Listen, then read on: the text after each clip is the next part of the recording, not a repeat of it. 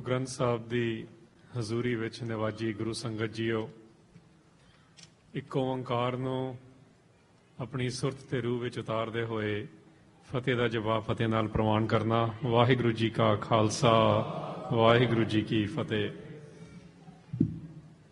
ਆਪਾਂ ਜਿਸ ਸ਼ਖਸੀਅਤ ਨੂੰ ਮੁੱਖ ਰੱਖ ਕੇ ਅੱਜ ਇਕੱਠੇ ਹੋਏ ਹਾਂ ਸੰਗਤੀ ਰੂਪ ਵਿੱਚ, ਉਹਨਾਂ ਦੇ ਬਾਰੇ ਸਿੱਖ ਜਗਤ ਦੇ ਵਿੱਚ, ਹਿੰਦੁਸਤਾਨ ਦੇ ਵਿੱਚ ਤੇ ਉਸ ਤੋਂ ਇਲਾਵਾ ਜਿੱਥੇ ਵੀ ਸਿੱਖਾਂ ਦੀ ਕੋਈ ਵੀ ਸਟੱਡੀ ਹੋ ਰਹੀ ਆ, ਕੋਈ ਵੀ ਅਧਿਐਨ ਹੋ ਰਿਹਾ, ਉਹਦੇ ਬਾਰੇ ਦੋ ਰਾਵਾਂ ਚੱਲੀਆਂ ਹੋਈਆਂ ਨੇ, ਬਣਾ ਦਿੱਤੀਆਂ ਗਈਆਂ ਹਨ। ਕੁਐਸਚਨ ਸਾਡੇ ਸਾਹਮਣੇ ਇਹ ਆ ਕਿ ਇਹ ਕਿਸਮ ਦੀ, ਜਿਸ ਵੀ ਕਹਿੰਦੇ ਹੋ ਐਕੈਡੈਮਿਕ ਲੈਵਲ ਤੇ, ਪੋਲੀਟੀਕਲ ਲੈਵਲ ਤੇ, ਰੇਡੀਓ ਦੇ ਰਾਹੀਂ, ਟੀਵੀ ਦੇ ਰਾਹੀਂ, ਯੂਟਿਊਬ ਦੇ ਰਾਹੀਂ ਜਿਹੜੇ ਵੀ ਤਰੀਕੇ ਮਾਧਿਅਮ ਬਣ ਗਏ ਨੇ ਇਨਫੋਰਮੇਸ਼ਨ ਨੂੰ ਫੈਲਾਉਣ ਦੇ, ਉਹਦੇ ਰਾਹੀਂ ਹੁਣ ਸਾਨੂੰ ਪਿਕ ਕਰਨਾ ਪੈਣਾ ਐਜ਼ ਏ ਕਮਿਊਨਿਟੀ ਕਿ ਅਸੀਂ ਕਿਹੜੀ ਗਾਥਾ ਅੱਗੇ ਦੱਸਣੀ ਹੈ। ਇਹ ਹਰ ਵੇਲੇ ਇਦਾਂ ਹੀ ਚੱਲਦਾ, ਇਹ ਪਹਿਲੀ ਵਾਰ ਨਹੀਂ ਹੋ ਰਿਹਾ ਪਿਛਲੇ 30 ਸਾਲਾਂ 'ਚ। ਮੈਂ ਸਿੱਧੇ ਰੂਪ ਵਿੱਚ ਇਹਦੀ ਗੱਲ ਕਰਨੀ ਚਾਹਾਂਗਾ ਕਿ ਸਿੱਖਾਂ ਨੂੰ, ਜਿਹੜੇ ਆਪਣੇ ਆਪ ਨੂੰ 30 ਮਿਲੀਅਨ 3 ਕਰੋੜ ਦੀ ਆਬਾਦੀ ਅਖਾਣ ਵਾਲੇ ਪੂਰੀ ਦੁਨੀਆ ਵਿੱਚ ਅਸੀਂ ਫੈਲੇ ਹੋਏ ਹਾਂ, ਸਾਨੂੰ ਕਿਹੜੇ ਤਰੀਕੇ ਦੇ ਨਾਲ ਸੰਤ ਬਾਬਾ ਜਰਨੈਲ ਸਿੰਘ ਖਾਲਸਾ ਭਿੰਡਰਾਂਵਾਲੇ ਆਪਾਂ ਇਸ ਤਰ੍ਹਾਂ ਲਫ਼ਜ਼ ਵਰਤ ਰਹੇ ਹਾਂ, ਉਹਨਾਂ ਦੇ ਆਨਰ ਦੇ ਵਿੱਚ ਉਹਨਾਂ ਨੂੰ ਇਸ ਤਰ੍ਹਾਂ ਦੇ ਟਾਈਟਲ ਦਿੰਦੇ ਹਾਂ, ਉਹਨਾਂ ਦੀ ਕਿਹੜੀਆਂ ਗੱਲਾਂ ਅਸੀਂ ਸਮਝੀਏ ਤੇ ਉਹਨਾਂ ਦੀਆਂ ਕਿਹੜੀਆਂ ਗੱਲਾਂ ਜਾ ਕੇ ਦੱਸੀਏ, ਇਹ ਸਾਡੇ ਸਾਹਮਣੇ ਇੱਕ ਬਹੁਤ ਵੱਡਾ ਕੁਐਸਚਨ ਹੈਗਾ 30 ਮਿਲੀਅਨ ਬੰਦਿਆਂ ਦੇ ਸਾਹਮਣੇ। ਉਹਦੇ ਵਿੱਚੋਂ ਕੁਝ ਕੁ ਅਸੀਂ ਹੈਗੇ ਆ ਜਿਹੜੇ ਤੁਸੀਂ ਕਹਿ ਲਓ ਕੁਝ ਬਹੁਤ ਘੱਟ ਪਰਸੈਂਟੇਜ ਆ ਜਿਨ੍ਹਾਂ ਨੇ ਜਾਂ ਤਾਂ ਉਹਨਾਂ ਨੂੰ ਨੇੜਿਓਂ ਦੇਖਿਆ, ਜਾਂ ਉਹਨਾਂ ਦੀਆਂ ਸਪੀਚਾਂ ਦਾ ਅਧਿਐਨ ਕੀਤਾ, ਜਾਂ ਉਹਨਾਂ ਕੋਲੋਂ ਪਰਸਨਲ ਟ੍ਰੇਨਿੰਗ ਲਈ। ਬਹੁਤ ਘੱਟ ਨੇ ਉਹ। ਹੁਣ ਸਾਡੇ ਸਾਹਮਣੇ ਇਹ ਕੁਐਸਚਨ ਆ ਕਿ ਜਿਨ੍ਹਾਂ ਨੇ ਉਹਨਾਂ ਨੂੰ ਨੇੜਿਓਂ ਦੇਖਿਆ ਜਾਂ ਉਹਨਾਂ ਦੀਆਂ ਸਪੀਚਾਂ ਦੀ ਸਟੱਡੀਜ਼ ਕੀਤੀਆਂ ਨੇ, ਜਾਂ ਜਿਨ੍ਹਾਂ ਦਾ ਉਹਨਾਂ ਨਾਲ ਪਰਸਨਲ ਇੰਟਰੈਕਸ਼ਨ ਹੋਇਆ, ਆਪਾਂ ਉਹਨਾਂ ਦੀ ਗੱਲ ਜ਼ਿਆਦਾ ਸੁਣੀਏ, ਜਾਂ ਜਿਨ੍ਹਾਂ ਦਾ ਕੰਮ ਹੀ ਹੈਗਾ ਕਿ ਕੋਈ ਵੀ ਆਈਡੀਏ ਨੂੰ, ਕੋਰਟ ਨੂੰ, ਉਹਨਾਂ ਦੀ ਗੱਲ ਨੂੰ ਲੈ ਕੇ ਤੋੜ ਮਰੋੜ ਕੇ ਹਿੰਦੁਸਤਾਨ ਦੀ ਪਰੰਪਰਾਵਾਂ ਦੇ ਵਿੱਚ, ਹਿੰਦੁਸਤਾਨ ਦੇ ਵਿੱਚ ਉਹਨੂੰ ਕਿਵੇਂ ਵਰਤਣਾ ਹੈਗਾ, ਕਮਿਊਨਿਟੀਜ਼ ਨੂੰ ਕਿਵੇਂ ਲੜਾਉਣਾ ਹੈਗਾ, ਉਸ ਤਰ੍ਹਾਂ ਵੀ ਪੇਸ਼ ਕੀਤਾ ਜਾ ਰਿਹਾ। ਇਹ ਬੜੀ ਸਿੰਪਲ ਗੱਲ ਆ, ਪੂਰੀ ਦੁਨੀਆ 'ਚ ਇਦਾਂ ਹੁੰਦਾ। ਜਿੰਨੇ ਵੀ ਰੈਵੋਲੂਸ਼ਨਰੀਜ਼ ਦੁਨੀਆ 'ਚ ਹੋਏ ਨੇ ਸਾਰਿਆਂ ਨਾਲ ਇਦਾਂ ਹੁੰਦਾ।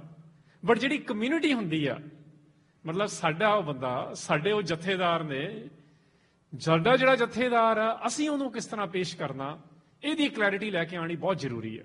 ਅੱਜ ਸਵੇਰੇ ਜਦ ਦਰਬਾਰ ਸਾਹਿਬ ਦਾ ਹੁਕਮ ਪੜਿਆ, ਉੱਥੇ ਇੱਕ ਲਾਈਨ ਆਈ, ਗੁਰੂ ਅਮਰਦਾਸ ਮਹਾਰਾਜ ਜੀ ਦੀ ਲਾਈਨ ਸੀਗੀ। ਉੱਥੋਂ ਮੈਨੂੰ ਤਾਂ ਆਈਡੀਆ ਮਿਲਿਆ ਕਿ ਕਿਸ ਤਰ੍ਹਾਂ ਮੈਂ ਗੱਲ ਕਰਾਂ। ਇੱਕ ਬਹੁਤ ਵੱਡੀ ਸ਼ਖਸੀਅਤ ਆ, ਪਰਫੈਕਟ ਨਹੀਂ ਆ, ਪਰਫੈਕਟ ਗੁਰੂ ਗ੍ਰੰਥ ਸਾਹਿਬ ਮੁਤਾਬਕ ਭੁੱਲਣ ਅੰਦਰ ਸਭ ਕੋ ਅਭੁੱਲ ਗੁਰੂ ਕਰਤਾਰ, ਬਟ ਐਕਸਲੈਂਟ ਆ। ਕਿਹੜੇ ਮਾਹੌਲ ਦੇ ਵਿੱਚ, ਕਿਹੜੇ ਤਰੀਕਿਆਂ ਦੇ ਨਾਲ ਗੱਲਬਾਤ ਦੇ ਲੈਵਲ ਤੇ, ਵਿਵਹਾਰ ਦੇ ਲੈਵਲ ਤੇ ਆਪਣੀ ਸ਼ਹਾਦਤ ਦੇ ਲੈਵਲ ਤੇ ਸਾਰਾ ਕੁਝ ਵਾਰ ਦੇਣਾ। ਜੇ ਤੁਹਾਨੂੰ ਇੱਕ ਅੱਧੀ ਗੱਲ ਨਹੀਂ ਵੀ ਚੰਗੀ ਲੱਗਦੀ, ਘੱਟ ਤੋਂ ਘੱਟ ਹਾਈਐਸਟ ਲੈਵਲ ਤੇ ਸਲੂਟ ਕਰਨਾ ਤਾਂ ਸਿੱਖ ਲਓ। ਪਰਫੈਕਟ ਤਾਂ ਹੋ ਹੀ ਨਹੀਂ ਸਕਦਾ ਕੋਈ ਵੀ।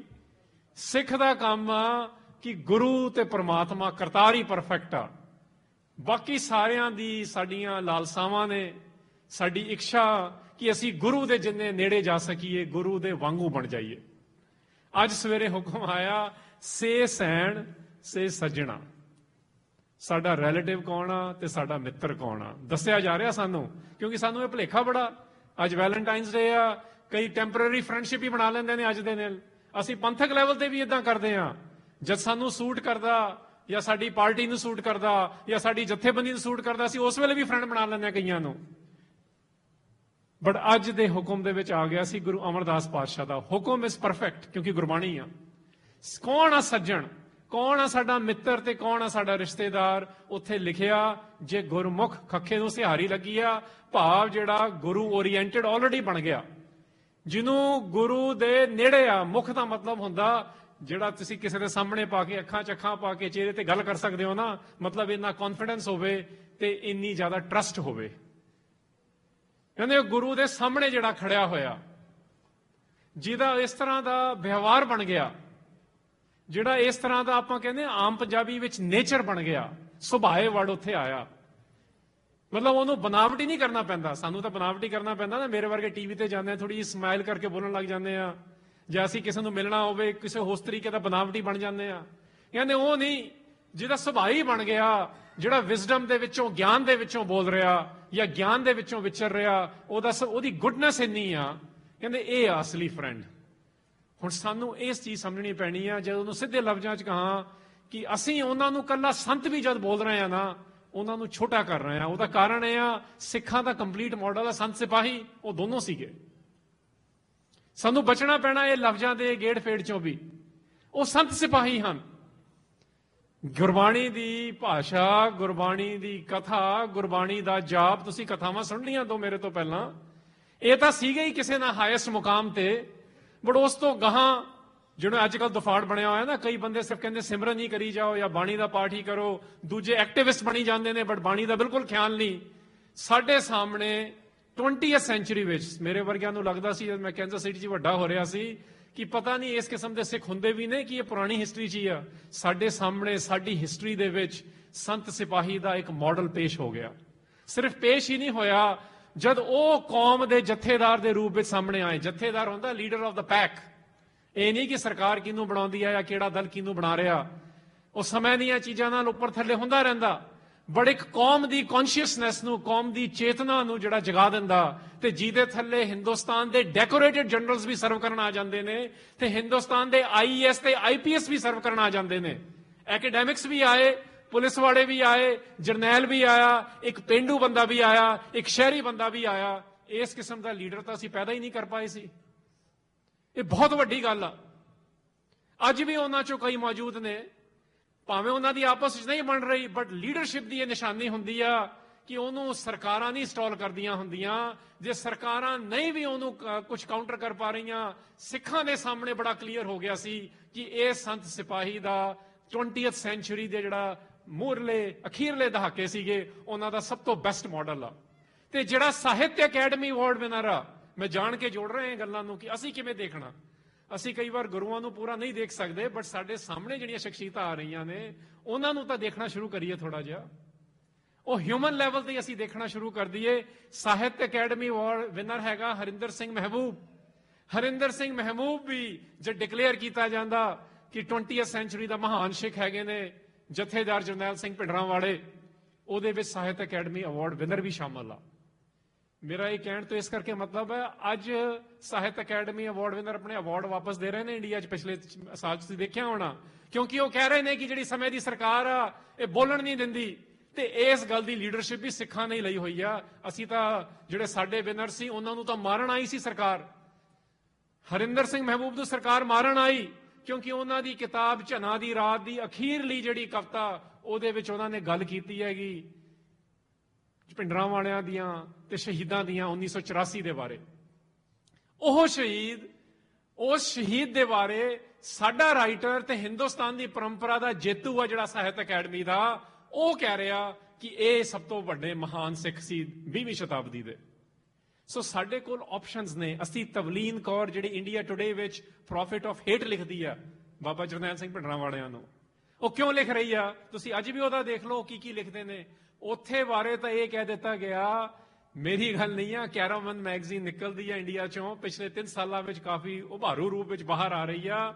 ਉਹਦੇ ਵਿੱਚ ਆਰਟੀਕਲ ਛਪਿਆ ਕਿ ਅੱਜ ਵੀ, ਮਤਲਬ ਪਿਛਲੇ ਸਾਲ ਛਪਿਆ ਸੀ 2015 ਵਿੱਚ ਵੀ, ਇੰਡੀਆ ਦੇ ਵਿੱਚ ਐਡੀਟਰ 2 ਕਿਸਮ ਦੇ ਨੇ। ਉਹ ਕਹਿੰਦੇ ਇੱਕ ਤਾਂ ਉਹਨੇ ਜਿਹੜੇ ਪੂਰੇ ਨਲਾਇਕ ਨੇ, ਤੇ ਇੱਕ ਉਹ ਨੇ ਜਿਹੜੇ ਸਿਰਫ IB ਜਾਂ ਰॉ ਨੂੰ ਪੁੱਛ ਕੇ ਲਿਖਦੇ ਨੇ ਲਿਖਣਾ ਕੀ ਆ। ਉਸ ਪ੍ਰੈਸ ਦੇ ਬਾਰੇ ਫਰੀडम ਆਫ ਪ੍ਰੈਸ ਇੰਡੈਕਸ ਦੇਖ ਲਓ, ਇੰਡੀਆ ਦੇ ਵਿੱਚ ਉਹਨੂੰ ਫ੍ਰੀ ਨਹੀਂ ਆਖਿਆ ਜਾਂਦਾ, ਬਟ ਇਸ ਮਾਹੌਲ ਜਿਹੜਾ 30 ਸਾਲ ਪਹਿਲਾਂ ਮਾਹੌਲ ਸੀ, ਉਸ ਮਾਹੌਲ ਦੇ ਵਿੱਚ ਸ਼ਾਰਪਨੈਸ ਦੇਖੋ ਜਥੇਦਾਰ ਭਿੰਡਰਾਂਵਾਲਿਆਂ ਦੀਆਂ, ਕਿ ਉਹਨਾਂ ਕੋਲ ਭਾਵੇਂ ਸੁਪਰੀਮ ਕੋਰਟ ਦਾ ਲਾਇਰ ਆ ਕੇ ਗੱਲ ਕਰ ਰਿਹਾ, ਤੇ ਉਹਨਾਂ ਕੋਲ ਭਾਵੇਂ 60 ਮਿੰਟਸ ਦਾ ਸੰਚਾਲਕ ਆ ਕੇ ਗੱਲ ਕਰ ਰਿਹਾ, ਉਵੇਂ ਉਹਨਾਂ ਕੋਲ ਭਾਵੇਂ ਇੱਕ ਦੇਸੀ ਪੰਜਾਬੀ ਬੰਦਾ ਆ ਕੇ ਗੱਲ ਕਰ ਰਿਹਾ, ਭਾਵੇਂ ਹਿੰਦੂ ਗੱਲ ਆ ਕੇ ਕਰ ਰਿਹਾ, ਹਰੇਕ ਦੇ ਨਾਲ ਅੱਖਾਂ ਚੱਕ ਪਾ ਕੇ ਕਲੀਅਰਲੀ ਜਵਾਬ ਦੇਣਾ। ਇਹ ਹੈਗੀ ਜੀਨੀਅਸ ਉਸ ਪਰਸਨੈਲਿਟੀ ਦੀ। ਆਪਾਂ ਕਿੰਤੂ ਪਰੰਤੂ ਕਰਦੇ ਰਹਿੰਦੇ ਆ, ਕਿੰਤੂ ਪਰੰਤੂ ਤੋਂ ਸਾਨੂੰ ਬਾਹਰ ਆਉਣਾ ਪੈਣਾ। ਉਹਨਾਂ ਦੀ ਲਾਈਫ ਨੂੰ ਸਿੱਖ ਪਰੰਪਰਾ ਦੇ ਅਨੁਸਾਰ ਦੇਖਣਾ ਪੈਣਾ। ਸਿੱਖ ਪਰੰਪਰਾ ਕੀ ਆ? ਭਾਈ ਮਨੀ ਸਿੰਘ ਨੇ ਕੀ ਕੀਤਾ ਸੀ? ਸ਼ਹਾਦਤ ਕਿਉਂ ਹੋਈ ਸੀ? ਅੰਗਰੇਜ਼ੀ ਵਿੱਚ ਅਸੀਂ ਕਹਿੰਦੇ ਹਾਂ ਰਾਈਟ ਟੂ ਅਸੈਂਬਲ ਫ੍ਰੀਲੀ। ਸਿੱਖਾਂ ਦੀ ਜਿਹੜੀ ਥਾਂ ਹੈਗੀ ਸ੍ਰੀ ਅਕਾਲ ਤਖਤ ਸਾਹਿਬ ਤੇ ਦਰਬਾਰ ਸਾਹਿਬ ਕੰਪਲੈਕਸ, ਉੱਥੇ ਸਾਡਾ ਹੱਕ ਆ, ਅਸੀਂ ਜਦ ਮਰਜੀ ਇਕੱਠੇ ਹੋ ਕੇ ਜਿਹੜੇ ਮਰਜੀ ਡਿਸੀਜਨ ਲੈ ਸਕੀਏ। ਉਹ ਡਿਸੀਜਨ ਨੂੰ ਰੋਕਣ ਲਈ ਉਸ ਸਮੇਂ ਦੀ ਸਰਕਾਰ ਨੇ ਟੈਕਸ ਲਾਇਆ ਸੀ। ਟੈਕਸ ਪੂਰਾ ਨਹੀਂ ਹੋਣਾ ਸੀ, ਨਹੀਂ ਹੋਇਆ। ਉਹਨਾਂ ਨੇ ਕਿਹਾ ਸਿੱਖਾਂ ਨੂੰ ਨਾ ਆਓ। ਕਹਿਣ ਦਾ ਭਾਵ ਭਾਈ ਮਨੀ ਸਿੰਘ ਦੀ ਸ਼ਹਾਦਤ ਹੋਈ ਸੀਗੀ, ਜਿਹਨੂੰ ਅੱਜ ਕੱਲ੍ਹ ਅਸੀਂ ਸਰਬੱਤ ਖਾਲਸਾ ਲਫ਼ਜ਼ ਆਖਦੇ ਹਾਂ, ਉਹ ਉਹਨਾਂ ਨੇ ਹੋਣ ਨਹੀਂ ਦਿੱਤਾ ਸੀ ਸਮੇਂ ਦੀ ਸਰਕਾਰ ਨੇ। ਬਾਬਾ ਦੀਪ ਸਿੰਘ ਅਸੀਂ ਆਖਦੇ ਹਾਂ, ਉਹਨਾਂ ਨੇ ਅਹਿਮਦ ਸ਼ਾਹ ਅਬਦਾਲੀ, ਜਿਹਨੂੰ ਅਸੀਂ ਪੋਪੂਲਰਲੀ ਕਹਿੰਦੇ ਹਾਂ ਜਾਂ ਹਿਸਟੋਰੀਕਲੀ ਅਹਿਮਦ ਸ਼ਾਹ ਦੁਰਾਨੀ ਆਖਿਆ ਜਾਂਦਾ, ਉਹਦੇ ਜਿਹੜੇ ਅਟੈਕ ਹੋ ਰਹੇ ਸੀ, ਉਹਦੇ ਅਟੈਕ ਨੂੰ ਕਾਊਂਟਰ ਕਰਨ ਲਈ, ਦਰਬਾਰ ਸਾਹਿਬ ਕੰਪਲੈਕਸ ਨੂੰ ਡਿਫੈਂਡ ਕਰਨ ਲਈ ਆਪਣੀ ਸ਼ਹਾਦਤ ਦਰਬਾਰ ਸਾਹਿਬ ਕੰਪਲੈਕਸ ਵਿੱਚ ਹੀ ਦਿੱਤੀ ਆ। ਇਹ ਤਾਂ ਸਾਡਾ ਟ੍ਰੈਡੀਸ਼ਨ ਆ।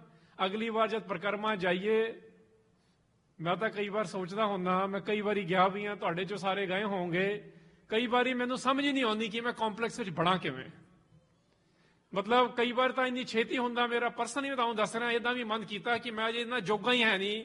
ਉਹ ਜਿਹੜਾ ਪ੍ਰਕਰਮਾ ਬਣੀ ਆ ਨਾ, ਉੱਥੇ ਕਿੰਨਿਆਂ ਸ਼ਹੀਦਾਂ ਨੇ ਆਪਣਾ ਸਾਰਾ ਕੁਝ ਵਾਰਿਆ ਹੋਇਆ ਟੂ ਪ੍ਰੋਟੈਕਟ ਦੈਟ ਕੰਪਲੈਕਸ। ਨਿਰਮਲ ਭੈ ਵਿੱਚ ਜਾਣਾ ਪਊ ਸਾਨੂੰ।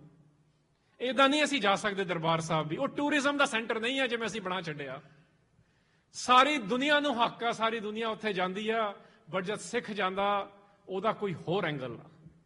ਉੱਥੇ ਮੱਥਾ ਟੇਕਣ ਲਈ ਵੀ ਸਾਡੀ ਤਿਆਰੀ ਚਾਹੀਦੀ ਆ। ਅਦਰਵਾਈਜ਼ ਅਸੀਂ ਜਿਵੇਂ ਹੋਰ ਮੱਥੇ ਟੇਕੇ ਜਾ ਰਹੇ, ਇਦਾਂ ਟੇਕਣ ਨਹੀਂ ਜਾਂਦੇ। ਹਰ ਲੈਵਲ ਤੇ ਉਹਦੀ ਪ੍ਰੋਟੈਕਸ਼ਨ ਹੈ। ਸਾਡੇ ਉੱਥੇ ਬੁੰਗੇ ਇਸ ਕਰਕੇ ਬਣਾਤੇ ਸੀ ਕਮਿਊਨਿਟੀ ਨੇ। 150 ਸਾਲ ਪਹਿਲਾਂ ਉੱਥੇ 100 ਤੋਂ ਵੱਧ ਬੁੰਗਾ ਸੀ। ਮਤਲਬ ਜਿਹੜਾ ਵੀ ਕਬੀਲਾ, ਜਿਹੜਾ ਵੀ ਜਥੇਬੰਦਕ ਰੂਪ ਵਿੱਚ, ਸੰਸਥਾਵਿਕ ਰੂਪ ਵਿੱਚ ਆਪਣਾ ਦਿਖਾਉਣਾ ਚਾਹੁੰਦਾ ਸੀ ਆਪਣੀ ਅਲੀਜੈਂਸ ਗੁਰੂ ਮਹਾਰਾਜ ਨੂੰ ਤੇ ਉਹਨਾਂ ਦੇ ਕੰਪਲੈਕਸ ਨੂੰ, ਉੱਥੇ ਉਹ ਬੁੰਗਿਆਂ ਨੂੰ ਵਾਚ ਟਾਵਰ ਆਖਿਆ ਜਾਂਦਾ ਸੀ। ਉਹ ਇਸੇ ਕਰਕੇ ਬਣਾਏ ਸੀ ਕਿਉਂਕਿ ਦਿਸ ਇਜ਼ ਦਾ ਪਲੇਸ, ਸਰਦਾਰ ਪਤਵੰਤ ਸਿੰਘ ਨੇ ਲਿਖਿਆ, ਜਿੱਥੇ ਸਿੱਖਾਂ ਦੀਆਂ ਕਈ ਜਨਰੇਸ਼ਨ ਦੀਆਂ ਸਿਰਫ ਬਲੱਡ ਤੇ ਸਵੈਟ ਹੀ ਨਹੀਂ ਲੱਗਿਆ। ਮਤਲਬ ਅਸੀਂ ਪੂਰਾ ਕਾਰ ਸੇਵਾ ਦੇ ਰੂਪ ਵਿੱਚ ਇੱਥੇ ਟਾਈਮ ਲਾਇਆ, ਤੇ ਬਲੱਡ ਦਾ ਮਤਲਬ ਇਹਨੂੰ ਡਿਫੈਂਡ ਕਰਨ ਵਿੱਚ ਵੀ ਪੂਰਾ ਟਾਈਮ ਲਾਇਆ। ਕਹਿੰਦੇ ਇੱਥੇ ਸਾਡਾ ਬਲੱਡ ਤੇ ਸਵੈਟ ਲੱਗਿਆ, ਇੱਕ ਤੇ ਦੋ ਨਹੀਂ, ਕਈ ਜਨਰੇਸ਼ਨਸ ਦਾ, ਇਹਨੂੰ ਬਣਾਉਣ ਵਿੱਚ, ਇਹਨੂੰ ਬਚਾਉਣ ਦੇ ਵਿੱਚ ਤੇ ਇਹਨੂੰ ਦੁਬਾਰਾ ਉਸਾਰੂ ਕਰਾਉਣ ਦੇ ਵਿੱਚ। ਇਹ ਪਰੰਪਰਾ ਸਾਡੀ ਚਲਦੀ ਰਹੂ ਕਿਉਂਕਿ ਸਮੇਂ ਦੇ ਸਰਕਾਰਾਂ ਨੇ ਇਹ ਕੰਮ ਕਰਨਾ। ਜਿਵੇਂ ਭਾਈ ਮਨੀ ਸਿੰਘ ਤੇ ਬਾਬਾ ਦੀਪ ਸਿੰਘ ਨੇ ਸਿਖਾਇਆ, ਬਾਬਾ ਬੰਦਾ ਸਿੰਘ ਬਹਾਦਰ ਇੰਨੇ ਸਕਸੈਸਫੁਲ ਸੀਗੇ, ਤੇ ਕਿਉਂਕਿ ਜਿਹੜਾ ਜਰਨੈਲ ਬਹੁਤ ਸਕਸੈਸਫੁਲ ਹੋ ਜਾਂਦਾ, ਫਿਰ ਸਮੇਂ ਦੀ ਸਰਕਾਰ ਨੂੰ ਲੱਗਦਾ ਹੁਣ ਇੱਥੇ ਕੈਰੈਕਟਰ ਅਸੈਸੀਨੇਸ਼ਨ ਸ਼ੁਰੂ ਕਰਾਓ। ਬਾਬਾ ਬੰਦਾ ਸਿੰਘ ਬਹਾਦਰ ਬਾਰੇ ਅੱਜ ਤੱਕ ਇਹਨੇ ਭੰਬਲ ਪੂਸੇ ਬਣਾਏ ਹੋਏ ਨੇ। ਇੱਕ ਗੱਲ ਖਿਆਲ ਰੱਖਿਓ, 10ਵੇਂ ਪਾਤਸ਼ਾਹ ਨੇ 5 ਵਿਆਰੇ ਵੀ ਪਿਕ ਨਹੀਂ ਕੀਤੇ ਸੀ, ਬਟ ਬੰਦਾ ਸਿੰਘ ਬਹਾਦਰ ਨੂੰ ਜਾ ਕੇ ਪਰਸਨਲੀ ਪਿਕ ਕੀਤਾ ਸੀ। ਜਦ ਅਸੀਂ ਕਿੰਤੂ ਪਰੰਤੂ ਕਰਦੇ ਆ ਨਾ, ਜਾਂ ਜਿਹੜੀਆਂ ਕਿਤਾਬਾਂ ਸਾਨੂੰ ਭੰਬਲ ਪੂਸੇ 'ਚ ਫਸਾ ਰਹੀਆਂ, ਜਦ ਤੁਸੀਂ ਉਹਨਾਂ ਦੀਆਂ ਗੱਲਾਂ ਮੰਨਣ ਲੱਗ ਜਾਂਦੇ ਹੋ, ਉਹਦਾ ਮਤਲਬ ਇਹ ਆ you are saying Guru Gobind Singh made a bad choice. Can we say that? ਸਾਨੂੰ ਆਪਣੀ ਪਰੰਪਰਾ ਸਮਝਣੀ ਪਊ। ਆਪਣੀ ਪਰੰਪਰਾ ਵਿੱਚ ਆਇਆ ਗੁਰੂ ਗ੍ਰੰਥ ਸਾਹਿਬ ਦੇ ਵਿੱਚ, ਭੁੱਲੇ ਮਾਰਗ ਜਿਨ੍ਹਾਂ ਬਤਾਇਆ, ਐਸਾ ਗੁਰ ਵਡ ਭਾਗੀ ਪਾਇਆ। ਆਪਾਂ ਸਾਰੇ ਭੁੱਲੇ ਹੋਏ ਆ। ਵੀ ਆਲ ਗੋ ਟੂ ਡਿਫਰੈਂਟ ਥਿੰਗਸ। ਕਈ ਵਾਰ ਸਾਨੂੰ ਘਰ ਦੀਆਂ ਲਾਲਸਾਵਾਂ, ਕਈ ਵਾਰ ਸਿਆਸੀ ਲਾਲਸਾਵਾਂ ਇੱਧਰ ਉੱਧਰ ਲਿਜਾਂਦੀਆਂ ਰਹਿੰਦੀਆਂ ਨੇ, ਬਟ ਜਿਹੜਾ ਬਚ ਜਾਂਦਾ ਇਹਨਾਂ ਚੀਜ਼ਾਂ ਤੋਂ, ਭੁੱਲੇ ਮਾਰਗ ਜਿਨ੍ਹਾਂ ਬਤਾਇਆ, ਇਹ ਸਿੱਖਣਾ ਪੈਣਾ। ਇੰਸਟਰਕਸ਼ਨ, ਗੁਰੂ ਤੋਂ ਇੰਸਟਰਕਸ਼ਨ ਲੈਣੀ ਪੈਣੀ ਆ। ਐਸਾ ਗੁਰ ਵਡਭਾਗੀ ਪਾਇਆ। ਅਸੀਂ ਵਡਭਾਗੀ ਉਹਨੂੰ ਆਖਦੇ ਆ, ਸਾਡੇ ਲਈ ਲੱਕ ਦਾ ਮਤਲਬ ਕੁਝ ਹੋਰ ਆ। ਇਸ ਕਿਸਮ ਦੀ ਪਰੰਪਰਾ ਵਿੱਚ ਜਥੇਦਾਰ ਜਰਨੈਲ ਸਿੰਘ ਭਿੰਡਰਾਂ ਵਾਲੇ ਆਏ ਨੇ। ਉਹਨਾਂ ਦੀ ਕਈ ਡਿਟੇਲ ਤੁਸੀਂ ਸੁਣ ਲੈਣੇ। ਮੈਂ ਗਾਥਾਵਾਂ ਦੇ ਲੈਵਲ ਤੇ ਕਰ ਰਿਹਾ ਕਿ ਇੱਕ ਸਟੇਟ ਦਾ ਨੈਰੇਟਿਵ ਆ, ਇੱਕ ਸਿੱਖਾਂ ਦਾ ਨੈਰੇਟਿਵ ਆ। ਅਸੀਂ ਸਟੇਟ ਦੇ ਨੈਰੇਟਿਵ ਨੂੰ ਕਈ ਵਾਰ ਬਹੁਤ ਜ਼ਿਆਦਾ ਦੁਹਰਾਈ ਜਾਂਦੇ ਨੇ, ਮੈਂ ਨਹੀਂ ਦੁਹਰਾਵਾਂਗਾ। ਸਾਨੂੰ ਇਹ ਸਮਝਣਾ ਪੈਣਾ ਕਿ ਸਿੱਖ ਆਪਣਾ ਨੈਰੇਟਿਵ ਹੋਰ ਕਿਵੇਂ ਚੰਗੇ ਤਰੀਕੇ ਨਾਲ ਬਣਾਉਣ, ਤੇ ਜਿਹੜੇ ਸ਼ੰਕੇ ਹੈਗੇ ਨੇ ਉਹਨਾਂ ਨੂੰ ਮਿਟਾਉਣ ਦੇ ਲਈ ਹੋਰ ਕਿਹੜੀਆਂ ਐਕੈਡੈਮਿਕ ਤੇ ਹੋਰ ਚੀਜ਼ਾਂ ਅਵੇਲੇਬਲ ਨੇ ਜਿਹਦੇ ਰਾਹੀਂ ਉਹਨਾਂ ਨੂੰ ਕਾਊਂਟਰ ਕੀਤਾ ਜਾ ਸਕੇ।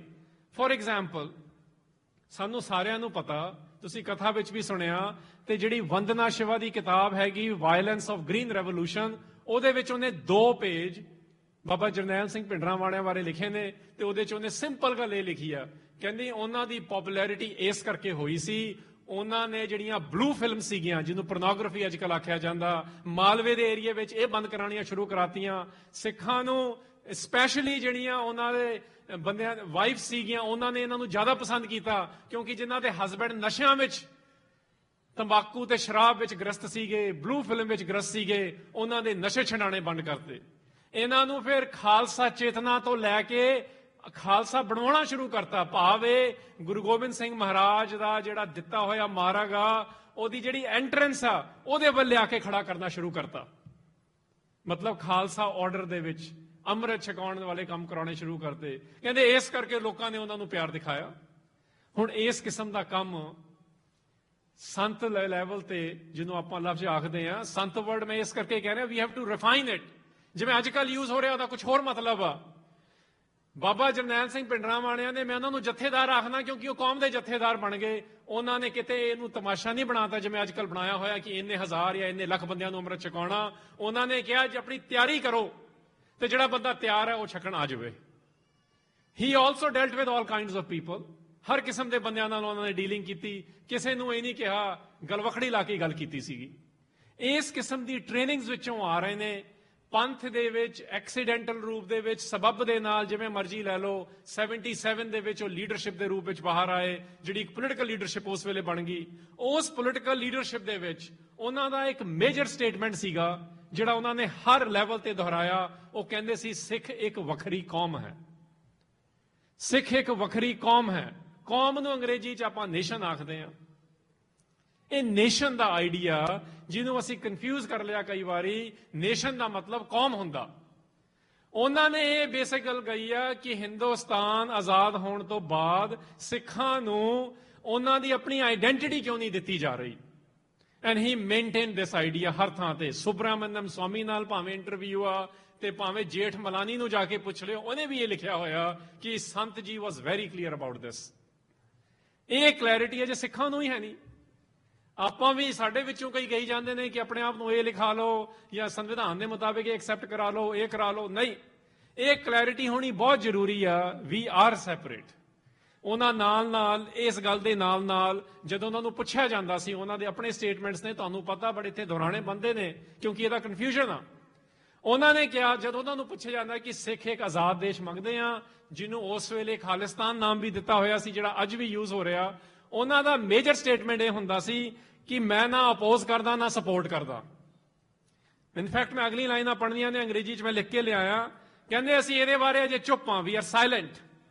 ਇਹ ਪੁਰਾਣੀ ਗੱਲ ਆ, ਮੈਂ ਦੱਸ ਰਿਹਾ, ਫਿਰ ਅੱਗੇ ਵੀ ਆਵਾਂਗਾ। ਹਾਊਐਵਰ, ਜਿਹੜੀ ਹਿੰਦੁਸਤਾਨ ਦੀ ਰਾਣੀ ਆ, the queen of India, referring to Mrs Gandhi, ਇਹ ਕੁਐਸਚਨ ਉਹਦੇ ਲਈ ਆ, ਸਾਡੇ ਲਈ ਨਹੀਂ ਆ। ਇਹ ਕਹਿੰਦੇ ਰਹੇ ਨੇ ਬਾਰ-ਬਾਰ, ਔਨ ਰੈਕਰਡ ਹੈਗਾ ਇਹ ਸਟੇਟਮੈਂਟ। ਤੇ ਉਹਨਾਂ ਨੇ ਇਹ ਵੀ ਕਿਹਾ ਕਿ ਲੇਕਿਨ ਜੇ ਸਾਡੇ ਕੋਲ ਮੌਕਾ ਆਇਆ, ਅਸੀਂ 1946 ਵਾਲੀ ਮਿਸਟੇਕ ਨਹੀਂ ਕਰਾਂਗੇ। 47 ਵਿੱਚ ਆਜ਼ਾਦ ਹੋਇਆ, ਉਹਨਾਂ ਨੇ 86 ਕਿਹਾ ਕਿਉਂਕਿ ਨੈਗੋਸ਼ੀਏਸ਼ਨ 46 ਦੇ ਵਿੱਚ ਚੱਲ ਰਹੀਆਂ ਸੀ ਆਲਰੇਡੀ। ਤੇ ਉਹਦੇ ਨਾਲ ਉਹਨਾਂ ਨੇ ਇਹ ਵੀ ਕਿਹਾ ਕਿ ਇਹ ਇੰਦਰਾ ਗਾਂਧੀ ਦਾ ਬਿਜ਼ਨਸ ਆ, ਇਹ ਮੇਰਾ ਜਾਂ ਲੌਂਗੋਵਾਲ ਦਾ ਬਿਜ਼ਨਸ ਨਹੀਂ ਆ। ਬੜਾ ਸਿੰਪਲ ਸਟੇਟਮੈਂਟ ਹੈਗਾ, ਬਟ ਸਮਝਣ ਦੀ ਲੋੜ ਆ। ਤੇ ਉਹਦੇ ਨਾਲ ਇਹ ਵੀ ਕਹਤਾ ਕਿ ਜਿੰਨੀ ਵੀ ਲੀਡਰਸ਼ਿਪ ਹਿੰਦੁਸਤਾਨ ਦੀ ਬੈਠੀ ਆ, ਇਹ ਉਹਨਾਂ ਲਈ ਸਵਾਲ ਆ, ਸਾਡੇ ਲਈ ਨਹੀਂ ਆ। ਸਾਨੂੰ ਪਤਾ ਸਾਨੂੰ ਕੀ ਚਾਹੀਦਾ। ਅਗਲੀ ਗੱਲ, ਇਹ ਇੰਡੀਆ ਦੇ ਵਿੱਚ ਮਿਸਿਸ ਗਾਂਧੀ ਨੇ ਸਾਨੂੰ ਰੱਖਣਾ ਜੇ ਨਹੀਂ ਰੱਖਣਾ, ਇਹ ਉਹ ਡਿਸਾਈਡ ਕਰੇ। We want to live here together, we like to live in India, but she needs to decide what does she want. ਉਹਨਾਂ ਦੇ ਨਾਲ ਫਿਰ ਅਗਲਾ ਸਟੇਟਮੈਂਟ ਅਸੀਂ ਜੋੜਨਾ ਬਹੁਤ ਜ਼ਰੂਰੀ ਹੈ। ਪਹਿਲੀ ਗੱਲ ਇੱਥੇ ਮੈਂ ਕਿਉਂ ਕਰ ਰਿਹਾ, ਇਹ ਸਟੇਟਮੈਂਟ ਅਸੀਂ ਇੱਕ ਪੈਰਾਗ੍ਰਾਫ ਹੈ ਆਲਮੋਸਟ, ਇਹਦੀ ਇੱਕ ਲਾਈਨ ਆਮ ਤੌਰ ਤੇ ਦੁਹਰਾਈ ਜਾਂਦੀ ਆ। ਸੋ ਹੀ ਇਜ਼ ਸੋ ਕਲੀਅਰ। ਜਿਹੜਾ ਕਿਹਾ ਜਾਂਦਾ ਨਾ ਹਿੰਦੁਸਤਾਨੀ ਨੈਰੇਟਿਵ ਦੇ ਐਂਗਲ ਤੋਂ, ਇੰਡੀਅਨ ਨੈਰੇਟਿਵ ਤੇ, ਕਿ ਹੀ ਵਾਜ਼ ਅ ਰਸਟਿਕ ਪ੍ਰੀਚਰ, ਅੰਗਰੇਜ਼ੀ 'ਚ ਇਦਾਂ ਲਿਖਦੇ ਨੇ, ਬਿਲਕੁਲ ਗਲਤ ਗੱਲ ਆ। ਸਾਡੇ ਵਿੱਚ ਆਫ ਕੋਰਸ ਉਹ ਗੁਣੀ ਗਿਆਨੀ ਨੇ। ਗੁਰੂ ਗ੍ਰੰਥ ਸਾਹਿਬ ਮਹਾਰਾਜ ਦੀ ਭਾਸ਼ਾ, ਜਿਹੜੀ ਭਾਸ਼ਾ ਬਾਏ ਦਾ ਵੇ ਜੇ ਸਿੱਖਾਂ ਨੂੰ ਸਮਝ ਹੀ ਨਹੀਂ ਆ ਰਹੀ। ਮੈਨੂੰ ਥੋੜਾ ਜਿਹਾ ਮੌਕਾ ਮਿਲਿਆ ਇਹਦਾ ਅਧਿਐਨ ਕਰਨ ਦਾ, ਸਾਨੂੰ ਤਾਂ ਜੇ ਪ੍ਰੋਨਾਂਸੀਏਸ਼ਨ ਵੀ ਸਮਝ ਨਹੀਂ ਆ ਰਿਹਾ, ਗੁਰੂ ਗ੍ਰੰਥ ਸਾਹਿਬ ਦੀ ਭਾਸ਼ਾ ਨੂੰ ਬੋਲਣਾ ਵੀ ਕਿਵੇਂ ਆ, ਉਹ ਕਿਸ ਲੈਵਲ ਤੱਕ ਉਹਨਾਂ ਨੇ ਸਟੱਡੀ ਕੀਤੀ ਹੋਈ ਸੀ। ਤੇ ਉਹ ਸਟੱਡੀ ਕਰਕੇ, ਮਤਲਬ ਗੁਰਬਾਣੀ ਦਾ ਆਈਡੀਆ ਲੈ ਕੇ, ਫਿਰ ਸਮੇਂ ਦੀਆਂ ਸਰਕਾਰਾਂ ਤੇ ਸਮੇਂ ਦੇ ਪੋਲੀਟੀਸ਼ੀਅਨਸ ਨਾਲ ਕਿਵੇਂ ਗੱਲ ਕਰਨੀ ਆ, ਉਹ ਵੀ ਬੜੀ ਜਾਂਚ ਸੀ ਉਹਨਾਂ ਨੂੰ। ਉਸ ਜਾਂਚ ਵਿੱਚ ਉਹਨਾਂ ਨੇ ਕਿਹਾ ਸਾਡੇ ਲਈ ਬੜੀ ਕਲੈਰਿਟੀ ਆ, ਤੁਸੀਂ ਕਲੀਅਰ ਕਰੋ ਕਿ ਤੁਸੀਂ ਕੀ ਕਰਨਾ ਸਾਡੇ ਨਾਲ। ਅਸੀਂ ਤਾਂ ਤੁਹਾਡੇ ਨਾਲ ਖੜੇ ਆ, ਅਸੀਂ ਤਾਂ ਤੁਹਾਨੂੰ ਆਜ਼ਾਦ ਵੀ ਕਰਾਇਆ ਹੈਗਾ, ਬਟ ਤੁਹਾਨੂੰ ਕਿਉਂ ਨਹੀਂ ਕਲੈਰਿਟੀ ਹੋ ਰਹੀ, what you want us to do. ਜਦ ਉਹਨਾਂ ਨੇ ਇਹ ਸਟੇਟਮੈਂਟ ਦਿੱਤੇ, ਉਸ ਤੋਂ ਥੋੜਾ ਸਮਾਂ ਬਾਅਦ ਹੀ ਉਹਨਾਂ ਦਾ ਇਹ ਵੀ ਸਟੇਟਮੈਂਟ ਸੀਗਾ ਕਿ ਜੇ ਸਮੇਂ ਦੀ ਸਰਕਾਰ ਨੇ, ਹਿੰਦੁਸਤਾਨ ਦੀ ਸਰਕਾਰ ਨੇ ਦਰਬਾਰ ਸਾਹਿਬ ਤੇ ਅਟੈਕ ਕੀਤਾ ਤਾਂ ਸਿੱਖਾਂ ਦੇ ਸਟੇਟ ਦੀ ਫਾਊਂਡੇਸ਼ਨ ਸਟੋਨ ਵੀ ਨਹੀਂ ਉਧਰ ਰੱਖ ਦਿੱਤੀ ਜਾਊਗੀ।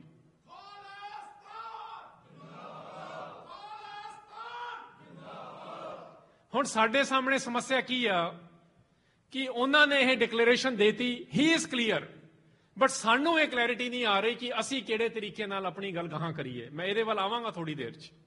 ਦੇਖੋ, ਖਾਲਿਸਤਾਨ ਨਹੀਂ ਹੋਣਾ ਜਾਂ ਨਹੀਂ ਖਾਲਿਸਤਾਨੀ ਹੋਣਾ ਇਹ ਇੱਕ ਵੱਖਰਾ ਵਿਸ਼ਾ, ਇਹਦੇ ਬਾਰੇ ਆਪਾਂ ਕਿਸੇ ਹੋਰ ਵੇਲੇ ਵੀ ਚਰਚਾ ਕਰ ਸਕਦੇ ਹਾਂ, ਬਟ ਅੱਜ ਆਪਾਂ ਉਹਨਾਂ ਨੂੰ ਮੁੱਖ ਰੱਖ ਕੇ ਉਹਨਾਂ ਦੀ ਕਲੈਰਿਟੀਜ਼ ਦੀ ਗੱਲ ਕਰਨਾ ਆ। ਇਹ ਜਦ ਕਿਹਾ ਜਾਂਦਾ ਕਿ ਉਹਨਾਂ ਨੂੰ ਸਿਆਸਤ ਨਹੀਂ ਆਉਂਦੀ ਸੀ, ਇਹ ਸਰਾਸਰ ਗਲਤ ਆ।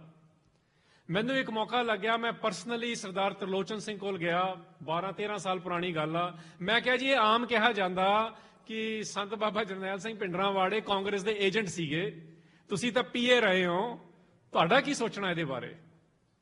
ਹੀ ਸਰ ਹਰਿੰਦਰ, ਮੈਂ ਉਹਨਾਂ ਦੇ ਆਫਿਸ ਜਾ ਕੇ ਮਿਲਿਆ ਜਦੋਂ ਮਾਈਨੋਰਿਟੀ ਕਮਿਸ਼ਨਰ ਦੇ ਵਿੱਚ ਸਰਵ ਕਰ ਰਹੇ ਸੀਗੇ। ਕਹਿੰਦੇ ਹਰਿੰਦਰ, ਇਹ ਸਾਨੂੰ ਗੱਲ ਸੂਟ ਕਰਦੀ ਸੀ, ਉਹ ਏਜੰਟ ਤਾਂ ਸਾਡੇ ਨਹੀਂ ਸੀ, ਸਾਨੂੰ ਸੂਟ ਕਰਦੀ ਸੀ, ਅਸੀਂ ਇਸ ਕਰਕੇ ਇਨਕਾਰ ਵੀ ਨਹੀਂ ਕੀਤਾ। ਮੈਂ ਕਿਹਾ ਫਿਰ ਇੰਨਾ ਵੱਡਾ ਪ੍ਰੋਪੇਗੈਂਡਾ ਕਿਉਂ ਹੋ ਰਿਹਾ? ਦੇਖੋ, ਜਿਹੜੇ ਸ਼ਖਸੀਅਤ ਨੂੰ ਗੁਰਬਾਣੀ ਦੀ ਇੰਨੀ ਕਲੈਰਿਟੀ ਹੋਵੇ, ਜਿਨ੍ਹਾਂ ਦੇ ਵਿੱਚ ਇੰਨਾ ਜ਼ਬਰਦਸਤ ਐਪਟੀਟਿਊਡ ਹੋਵੇ ਕਿ ਉਹ ਸਮਝ ਰਹੇ ਨੇ ਸਮੇਂ ਦੀਆਂ ਸਰਕਾਰਾਂ ਨੂੰ ਤੇ ਲਾਇਰਸ ਨੂੰ ਕੀ ਕਰ ਰਹੇ ਨੇ, ਅਸੀਂ ਇੰਨੀ ਛੇਤੀ ਇਹ ਗੱਲ ਕਿਵੇਂ ਐਕਸੈਪਟ ਕਰ ਲਈ? ਸੋ ਆਈ ਆਸਕਡ ਹਿਮ।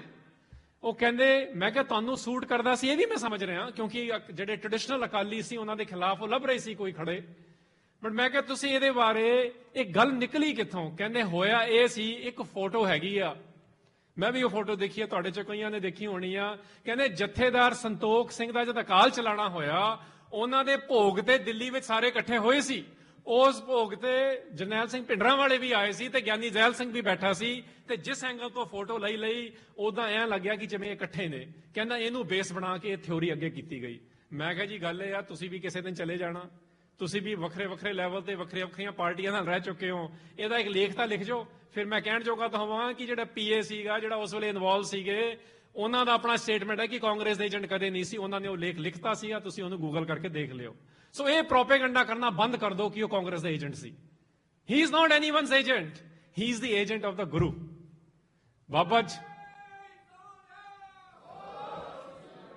ਜਿਹੜਾ ਪੰਥ ਨੂੰ ਪਿਆਰ ਕਰਦਾ, ਜਿਹੜਾ ਗੁਰੂ ਨੂੰ ਪਿਆਰ ਕਰਦਾ, ਤੁਸੀਂ ਉਹਨੂੰ ਕਿਸੇ ਸਰਕਾਰ ਦੇ ਜਾਂ ਕਿਸੇ ਪਾਰਟੀ ਦਾ ਏਜੰਟ ਕਿਵੇਂ ਬਣਾ ਸਕਦੇ ਹੋ? ਅਸੀਂ ਆਪਣੇ ਆਪ ਇਹ ਕਨਫਿਊਜ਼ਨ ਪੈਦਾ ਕਰੀ ਜਾ ਰਹੇ ਹਾਂ। ਫਿਰ ਜਦ ਅਸੀਂ ਉਹਨਾਂ ਨੂੰ ਕੱਲਾ ਸੰਤ ਆਖ ਰਹੇ ਹਾਂ, ਗੁਸਤਾਖੀ ਮਾਫ ਕਰਿਓ, ਮੈਂ ਜਾਣ ਕੇ ਇਹ ਕਹਿ ਰਿਹਾ, ਉਹ ਸੰਤ ਸਿਪਾਹੀ ਨੇ ਸਾਡੇ, ਉਹ ਸਾਡਾ ਮਾਡਲ ਆ ਬੈਸਟ। ਦੇਖੋ, ਸਮੇਂ ਦੀਆਂ ਤੁਸੀਂ ਦੇਖੋ, ਜਿਹੜੀਆਂ ਲੈਫਟ ਪੱਖੀ ਰੈਵੋਲੂਸ਼ਨਸ ਹੁੰਦੇ ਨੇ ਜਾਂ ਰਾਈਟ ਪੱਖੀ ਹੁੰਦੇ ਨੇ, ਉਹਨਾਂ ਦੇ ਵਿੱਚ ਵੱਖਰੀਆਂ ਵੱਖਰੀਆਂ ਪਰਸਨੈਲਿਟੀਜ਼ ਆਉਂਦੀਆਂ ਨੇ। ਇਹਨਾਂ ਦੇ ਕੋਲ ਤਾਂ ਤੀਰ ਵੀ ਆ, ਸ਼ਸਤਰਧਾਰੀ ਵੀ ਨੇ, ਨੌਲੇਜ ਵੀ ਆ, ਲਾਇਰਸ ਦੇ ਨਾਲ ਕਨਵਰਸੇਸ਼ਨ ਵੀ ਆ।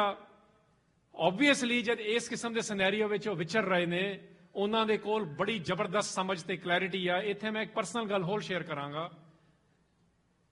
ਮੈਨੂੰ ਮੌਕਾ ਲੱਗਿਆ ਜੋਇਸ ਪੈਟੀਗਰੂ ਨਾਲ ਮਿਲਣ ਦਾ। ਜਦ ਮੈਂ ਪਹਿਲੀ ਵਾਰ ਉਹਨਾਂ ਨੂੰ ਮਿਲਿਆ 1997 ਦੇ ਵਿੱਚ ਸੈਨ ਫਰਾਂਸਿਸਕੋ ਵਿੱਚ ਇੱਕ ਮੀਟਿੰਗ ਸੀਗੀ ਐਂਥਰੋਪੋਲੋਜੀਕਲ ਐਸੋਸੀਏਸ਼ਨ ਆਫ ਅਮਰੀਕਾ ਦੀ। ਉੱਥੇ ਮੈਂ ਉਹਨਾਂ ਨੂੰ ਮਿਲਿਆ, ਉਹ ਆਪਣੀ ਸਪੀਚ ਕਰਕੇ ਹਟੇ ਤੇ ਜੋਇਸ ਪੈਟੀਗਰੂ ਨੂੰ, ਜਿਨ੍ਹਾਂ ਨੇ ਸਿੱਖਾਂ ਨੂੰ 30 ਸਾਲ ਸਟੱਡੀ ਕੀਤਾ, ਤਾਂ ਮੈਂ ਉਹਨਾਂ ਨੂੰ ਕੋਟ ਕਰ ਰਿਹਾ, 30 years she has studied Sikhs। Belfast university ਤੋਂ ਰਿਟਾਇਰ ਹੋਏ ਨੇ, ਉਹਨਾਂ ਦੀਆਂ ਕਈ ਕਿਤਾਬਾਂ ਵੀ ਨੇ, ਤੁਹਾਡੇ ਚੋਂ ਕਈਆਂ ਨੇ ਪੜ੍ਹੀਆਂ ਹੋਣਗੀਆਂ। ਮੈਂ ਕਿਹਾ ਜੀ, ਤੁਸੀਂ ਮੈਨੂੰ ਇਹ ਦੱਸੋ ਕਿ ਤੁਸੀਂ 30 ਸਾਲ ਸਿੱਖਾਂ ਨੂੰ ਸਟੱਡੀ ਕੀਤਾ ਤੇ ਤੁਹਾਡੇ ਖਿਆਲ ਦੇ ਵਿੱਚ who is the best Sikh personality? ਉਹਨਾਂ ਨੇ ਮੈਨੂੰ ਕੋਈ ਜਵਾਬ ਦਿੱਤਾ, ਜਿਹੜਾ ਉਹਨਾਂ ਨੇ ਨਾਂ ਲਿਆ ਕੋਈ ਹੋਰ ਸੀਗਾ, ਤੇ ਮੈਂ ਸੋਚ ਰਿਹਾ ਸੀ ਸ਼ਾਇਦ ਭਿੰਡਰਾਂਵਾਲੇ ਦਾ ਨਾਂ ਲੈਣਗੇ, ਸੰਤਾਂ ਦਾ ਨਾਂ ਲੈਣਗੇ। ਮੈਂ ਉਹਨੂੰ ਕਿਹਾ ਜੀ, ਤੁਸੀਂ ਉਹਨਾਂ ਦਾ ਨਾਂ ਨਹੀਂ ਲਿਆ। And she goes, Harinder, you ask me about a man, he wasn't a man, he could see through you. ਕਹਿੰਦੇ he was that clear, he was on a league of his own. ਹੁਣ ਜਿਹੜਾ ਇੰਨਾ ਜ਼ਬਰਦਸਤ ਕਲੀਅਰ ਬੰਦਾ, ਮੈਂ ਕਹਿੰਦੀ ਉਹ ਬੰਦਿਆਂ ਤੋਂ ਗਾਹਾਂ ਦਾ ਬੰਦਾ, ਉਹ ਤੂੰ ਤਾਂ ਮੈਨੂੰ ਬੰਦਿਆਂ ਬਾਰੇ ਪੁੱਛਦੀ ਸੀ, ਕਹਿੰਦੀ ਉਹ ਤਾਂ ਜਿਹੜਾ ਉਹਦੇ ਸਾਹਮਣੇ ਬੈਠਾ ਸੀ ਉਹਦੇ ਵਿੱਚੋਂ ਦੇਖ ਲੈਂਦਾ ਸੀ ਕਿ ਕਿੱਥੇ ਖੜਾ ਹੈਗਾ। ਇੰਨਾ ਸ਼ਾਰਪ ਸੀਗਾ ਉਹ ਬੰਦਾ। ਇਹ ਐਂਥਰੋਪੋਲੋਜਿਸਟ ਲਿਖ ਰਹੇ ਨੇ ਉਹਨਾਂ ਦੇ ਬਾਰੇ। ਇਹ ਚੀਜ਼ਾਂ ਸਾਨੂੰ ਸਮਝਣੀਆਂ ਬਹੁਤ ਜ਼ਿਆਦਾ ਜ਼ਰੂਰੀ ਨੇ। ਮੈਂ ਇਸ ਕਰਕੇ ਇਹ ਕੋਟ ਕਰ ਰਿਹਾ ਕਿ ਸਿੱਖ ਜਜ਼ਬੇ ਦੇ ਲੈਵਲ ਤੇ ਅਸੀਂ ਉਹਨਾਂ ਨੂੰ ਸਮਝਿਆ, ਬਟ ਉਸ ਜਜ਼ਬੇ ਦੇ ਲੈਵਲ ਤੇ ਇਕੱਲੀ ਟੀ-ਸ਼ਰਟ ਪਾ ਕੇ ਗੱਲ ਨਹੀਂ ਬਣਨੀ। ਅਸੀਂ ਟੀ-ਸ਼ਰਟਾਂ ਬੜੀਆਂ ਪਾ ਦਿੰਦੇ ਆ, ਮੈਂ ਵੀ ਪਾਉਂਦਾ ਹੈਗਾ, ਬਟ ਇਹਦੇ ਨਾਲ ਨਹੀਂ ਗੱਲ ਬਣੂ। ਸ਼ੇ ਗੋਵੇਰਾ ਦੀਆਂ ਟੀ-ਸ਼ਰਟ ਪਾ ਕੇ ਬੰਦੇ ਸ਼ੇ ਗੋਵੇਰਾ ਥੋੜੀ ਬਣ ਜਾਂਦੇ ਨੇ। ਤੇ ਮੈਂ ਇੱਥੇ ਇਹ ਵੀ ਗੱਲ ਕਰਦਾ, ਜਿਹੜੇ ਕ੍ਰਿਟੀਕ ਕਰਦੇ ਨੇ ਜਥੇਦਾਰ ਭਿੰਡਰਾਂਵਾਲਿਆਂ ਦਾ, ਉਹ ਆਮ ਤੌਰ ਤੇ ਰੈਵੋਲੂਸ਼ਨਰੀਜ਼ ਨੂੰ ਬੜਾ ਤਕੜਾ ਮੰਨਦੇ ਨੇ। ਮੈਂ ਉਹਨਾਂ ਨੂੰ ਵੀ ਇਹ ਕੁਐਸਚਨ ਕਰਾਂਗਾ ਕਿ ਤੁਸੀਂ ਜੇ ਸ਼ੇ ਗੋਵੇਰਾ ਵਰਗੀਆਂ ਪਰਸਨੈਲਿਟੀਜ਼ ਦੇ ਵਿੱਚ ਜਾਂ ਪਾਸ਼ ਵਰਗੀਆਂ ਪਰਸਨੈਲਿਟੀਜ਼ ਦੇ ਵਿੱਚ ਵੀ ਤੁਹਾਨੂੰ ਬੜਾ ਕੁਝ ਦਿਖਦਾ, ਬਟ ਪਰਸਨਲ ਲਾਈਫ ਦੇ ਮਿਆਰ ਤਾਂ ਛੋਟੇ ਹੀ ਨੇ ਨਾ। ਇੱਥੇ ਤਾਂ ਪਰਸਨਲ ਲਾਈਫ ਵੀ ਬਹੁਤ ਤਕੜੀ ਆ। ਸੋ ਇਹ ਨਹੀਂ ਕਿ ਸਾਨੂੰ ਸਟੱਡੀ ਕਰਨੇ ਪੈਣਗੇ ਬੰਦੇ ਵੀ, ਮੈਂ ਉਹਨਾਂ ਨੂੰ ਨਿਖੇਧ ਨਹੀਂ ਰਿਹਾ, ਬਟ ਮੈਂ ਇਹ ਕਹਿ ਰਿਹਾ ਕਿ ਜਿਹੜੇ ਹੀਰੋਜ਼ ਲੈਫਟ ਦੇ ਨੇ, ਉਹਨਾਂ ਨੂੰ ਵੀ ਦੇਖਣਾ ਪੈਣਾ ਕਿ ਜਿਹੜੀਆਂ ਲੈਫਟ ਦੀਆਂ ਸੋਹਣੀਆਂ ਤੇ ਐਸਥੈਟਿਕਲੀ ਬਿਊਟੀਫੁਲ ਚੀਜ਼ਾਂ ਨੇ ਕਿ ਸਟੇਟ ਦੇ ਖਿਲਾਫ ਲੜਨ ਵਾਲੀਆਂ, ਉਹ ਸਾਨੂੰ ਜਥੇਦਾਰ ਭਿੰਡਰਾਂਵਾਲਿਆਂ ਵਿੱਚ ਬੜੇ ਖੂਬਸੂਰਤ ਰੂਪ ਵਿੱਚ ਵੀ ਦਿਖਦੀਆਂ ਨੇ। ਇਸ ਕਰਕੇ ਉਹ ਮੂਵਮੈਂਟ ਨੂੰ ਵੀ ਅੱਗੇ ਲਿਜਾ ਰਹੇ ਨੇ। ਇਸ ਕਰਕੇ 84 ਤੋਂ ਬਾਅਦ ਲੈਫਟ ਦੇ ਕਈ ਇੰਟੈਲੈਕਚੁਅਲਸ ਤੇ ਲੈਫਟ ਦੇ ਕਈ ਬੰਦਿਆਂ ਨੇ ਸਿੱਖ ਮੂਵਮੈਂਟ ਨੂੰ ਜੁਆਇਨ ਕੀਤਾ, ਕਿਉਂਕਿ ਉਹ ਇਨਸਪੀਰੇਸ਼ਨ ਉਹਨਾਂ ਨੂੰ ਦਿਖੀ। ਇਹਦਾ ਮਤਲਬ ਇਹ ਆ, ਸਾਡਾ ਕੌਮ ਦਾ ਜਥੇਦਾਰ ਇੰਨਾ ਜ਼ਬਰਦਸਤ ਲਵ ਕਰਦਾ ਗੁਰੂ ਨੂੰ। ਮੈਂ ਵੈਲੈਂਟਾਈਨਸ ਡੇ ਕਰਕੇ ਇਹਨੂੰ ਜਾਣ ਕੇ ਲਫ਼ਜ਼ ਯੂਜ਼ ਕਰ ਰਿਹਾ, ਕਿਉਂਕਿ ਗੁਰਬਾਣੀ ਦੇ ਲਫ਼ਜ਼ ਨੇ ਇਹ। ਗੁਰੂ ਨਾਨਕ ਸਾਹਿਬ ਦੀ ਆਸਾ ਕੀ ਵਾਰ ਦੇ ਵਿੱਚ ਅਖੀਰਲੇ ਸਲੋਕਾਂ ਦੇ ਵਿੱਚ ਗੁਰੂ ਅੰਗਦ ਸਾਹਿਬ ਦਾ ਸਲੋਕ ਆਉਂਦਾ, ਚੰਗੇ ਚੰਗਾ ਕਰ ਮੰਨੈ, ਮੰਦੈ ਮੰਦਾ ਹੋਏ, ਆਸ਼ਕ ਇਹ ਨਾ ਆਖੀਐ, ਜੇ ਲਿਖਿਆ ਵਰਤੇ ਸੋਏ। ਉਹਨਾਂ ਨੇ ਦੱਸਤਾ ਲਵਰਸ ਉਹ ਨਹੀਂ ਹੁੰਦੇ ਜਿਹੜੇ ਪਲੱਸਸ ਤੇ ਮਾਈਨਸਿਸ, ਮਤਲਬ ਜਿਹੜੇ ਕੈਲਕੂਲੇਸ਼ਨ ਕਰਦੇ ਨੇ। ਕਹਿੰਦੇ ਉਹ ਤਾਂ ਆਪਣੇ ਆਪ ਨੂੰ ਲਵਰ ਸਿਖਾ ਹੀ ਨਹੀਂ ਸਕਦੇ। ਅਸਲੀ ਲਵਰ ਕੌਣ ਆ, ਆਸ਼ਕ ਅਸਲੀ ਕੌਣ ਆ? ਕਹਿੰਦਾ ਜਿਹੜਾ ਟ੍ਰਾਂਸੈਂਡ ਕਰ ਜਾਂਦਾ ਇਹ ਚੀਜ਼ਾਂ ਨੂੰ, ਜਿਹੜਾ ਕੈਲਕੂਲੇਸ਼ਨ ਤੋਂ ਮੁਕਤ ਹੋ ਜਾਂਦਾ। ਮਤਲਬ ਇਹ ਕਿ ਪਿਆਰ ਹੁੰਦਾ ਹੀ ਉਹ ਆ ਜਿਹੜਾ ਪਿਆਰ ਸਿੱਖਾਂ ਦੇ ਗੁਰੂ ਗ੍ਰੰਥ ਸਾਹਿਬ ਦੇ ਲੈਵਲ ਤੇ, ਪ੍ਰੀਤ ਦੇ ਲੈਵਲ ਤੇ ਆਈਡੀਆ ਜਿਹੜਾ ਪ੍ਰੈਜ਼ੈਂਟ ਕੀਤਾ, ਉਹ ਸਿੱਖਾਂ ਦੇ ਸੂਰਮਿਆਂ ਦੇ ਵਿੱਚ ਵੀ ਆਇਆ ਹੋਇਆ ਤੇ ਬਾਬਾ ਜਰਨੈਲ ਸਿੰਘ ਭਿੰਡਰਾਂਵਾਲਿਆਂ ਦੇ ਹਾਈਐਸਟ ਲੈਵਲ ਦੇ ਵਿੱਚ ਸਾਨੂੰ ਦਿਖ ਰਿਹਾ। ਤੁਸੀਂ ਅਰਲੀਅਰ ਗੱਲਾਂ ਸੁਣ ਲਿਆ ਕਿ ਕਿਸ ਤਰੀਕੇ ਦੇ ਨਾਲ ਉਹ ਕਿਸੇ ਵੀ ਹੇਟਰਡ ਵਰਡ ਉਹਨਾਂ ਦੀ ਵੋਕੈਬਲਰੀ ਵਿੱਚ ਨਹੀਂ ਸੀਗਾ, ਘਿਰਣਾ ਵਰਡ ਨਹੀਂ ਆ ਉਹਨਾਂ ਦੀ ਵੋਕੈਬਲਰੀ ਦੇ ਵਿੱਚ। ਭਾਵੇਂ ਪੰਜਾਬ ਦਾ ਹਿੰਦੂ ਕੋਈ ਆਵੇ, ਭਾਵੇਂ ਪੰਜਾਬ ਦੀ ਉਸ ਵੇਲੇ ਦੇ ਜਨਸੰਘੀਆਂ ਦੇ ਬੰਦੇ ਗੱਲ ਕਰਨ ਆਣ, ਜਿਹੜਾ ਮਰਜੀ ਕੋਈ ਬੰਦਾ ਗੱਲ ਕਰਨ ਆਉਂਦਾ ਸੀ, ਹਰੇਕ ਨੂੰ ਨਿਮਰਤਾ ਤੇ ਰਿਸਪੈਕਟਫੁਲੀ ਬੁਲਾਉਂਦੇ ਸੀ। ਭਾਖਿਆ ਪਾਓ ਵਪਾਰ ਗੁਰਬਾਣੀ ਦੇ ਲਫ਼ਜ਼ ਨੇ। ਵੈਨ ਹੀ ਸਪੋਕ, ਕਈ ਵਾਰੀ ਦੋ ਇਨਸੀਡੈਂਟ ਦੀ ਮੈਂ ਇੱਥੇ ਗੱਲ ਕਰਾਂਗਾ, ਕਿਉਂਕਿ ਆਮ ਤੌਰ ਤੇ ਜਦ ਉਹਨਾਂ ਨੂੰ ਜਿਹੜਾ ਕ੍ਰਿਟੀਕ ਕੀਤਾ ਜਾਂਦਾ ਉਹਦੇ ਵਿੱਚ ਦੋ ਗੱਲਾਂ ਆਉਂਦੀਆਂ, ਆਪਾਂ ਉਹ ਕ੍ਰਿਟੀਕ ਨਾਲ ਵੀ ਡੀਲ ਕਰਨਾ। ਕ੍ਰਿਟੀਕ ਇਹ ਕੀਤਾ ਜਾਂਦਾ ਕਿ ਜੀ ਸਖਤ ਬੋਲਦੇ ਸੀ ਤੇ ਉਹਨਾਂ ਨੇ ਬੜਾ ਸਖਤ ਬੋਲਿਆ। ਦੋ ਇਨਸੀਡੈਂਟ ਆਉਂਦੇ ਨੇ। ਇੱਕ ਇਨਸੀਡੈਂਟ ਇਹ ਆਉਂਦਾ ਕਿ FIR ਜਦ ਦਰਜ ਕੀਤੀ ਗਈ ਫੇਕ ਨਿਰੰਕਾਰੀ ਬਾਬੇ ਦੇ ਗੁਰਬਚਨ ਸਿੰਘ ਬਾਰੇ, ਬਟ ਉਸ FIR ਦੇ ਵਿੱਚ ਰਿਲੇਸ਼ਨਸ਼ਿਪ ਜ਼ਰੂਰ ਆਉਂਦੀਆਂ ਸੀ ਬਾਬਾ ਜਰਨੈਲ ਸਿੰਘ ਭਿੰਡਰਾਂਵਾਲਿਆਂ ਨਾਲ, ਬਟ ਉਸ FIR ਦੇ ਵਿੱਚ 20 ਬੰਦਿਆਂ ਦੇ ਨਾਂ ਸੀ, ਇਹਨਾਂ ਦਾ ਨਾਂ ਨਹੀਂ ਸੀਗਾ। ਬਟ ਇੱਥੇ ਇੱਕ ਗੱਲ ਸਮਝਣ ਵਾਲੀ ਆ, ਦੇਖੋ ਸਾਨੂੰ ਇਹ ਕਿਉਂ ਨਹੀਂ ਦੱਸਿਆ ਜਾਂਦਾ? ਕੌਨਟੈਕਸਟ ਦੱਸਣਾ ਬਹੁਤ ਜ਼ਰੂਰੀ ਆ। ਕੌਨਟੈਕਸਟ, ਸੰਦਰਭ ਕੀ ਆ? ਸੰਦਰਭ ਕੀ ਆ ਕਿ ਇੱਕ ਸਮੇਂ ਦੀ ਸਰਕਾਰ ਚੁਣੌਤੀ ਦੇ ਲੈਵਲ ਤੇ ਇੱਕ ਐਕਸਾਈਟ ਕਰ ਰਹੀ ਹੈ, ਇਨਸਾਈਟ ਕਰ ਰਹੀ ਹੈ ਲੋਕਾਂ ਨੂੰ, ਇੱਕ ਬਾਬੇ ਦੇ ਰੂਪ ਵਿੱਚ ਇੰਸਟਾਲ ਕੀਤਾ ਜਾ ਰਿਹਾ। ਉਹ ਵੀ ਨਿਰੰਕਾਰੀ ਵੀ ਕਹਿ ਰਹੇ ਨੇ, ਉਹ ਵੀ ਸਾਡਾ ਨਹੀਂ। ਦੇਖੋ ਕਿਸ ਲੈਵਲ ਤੇ ਗੱਲ ਗਈ ਹੋਈ ਆ। ਜਿਵੇਂ ਅੱਜ ਕੱਲ ਇੰਸਟਾਲ ਕੀਤੇ ਜਾਂਦੇ ਨੇ ਭੰਬਲ ਪੂਸੇ 'ਚ ਫਸਾਉਣ ਲਈ, ਸਾਡੀ ਲੀਡਰਸ਼ਿਪ ਦੇ ਲੈਵਲ ਤੇ ਵੀ ਕਨਫਿਊਜ਼ਨ ਲਿਆਉਣ ਲਈ।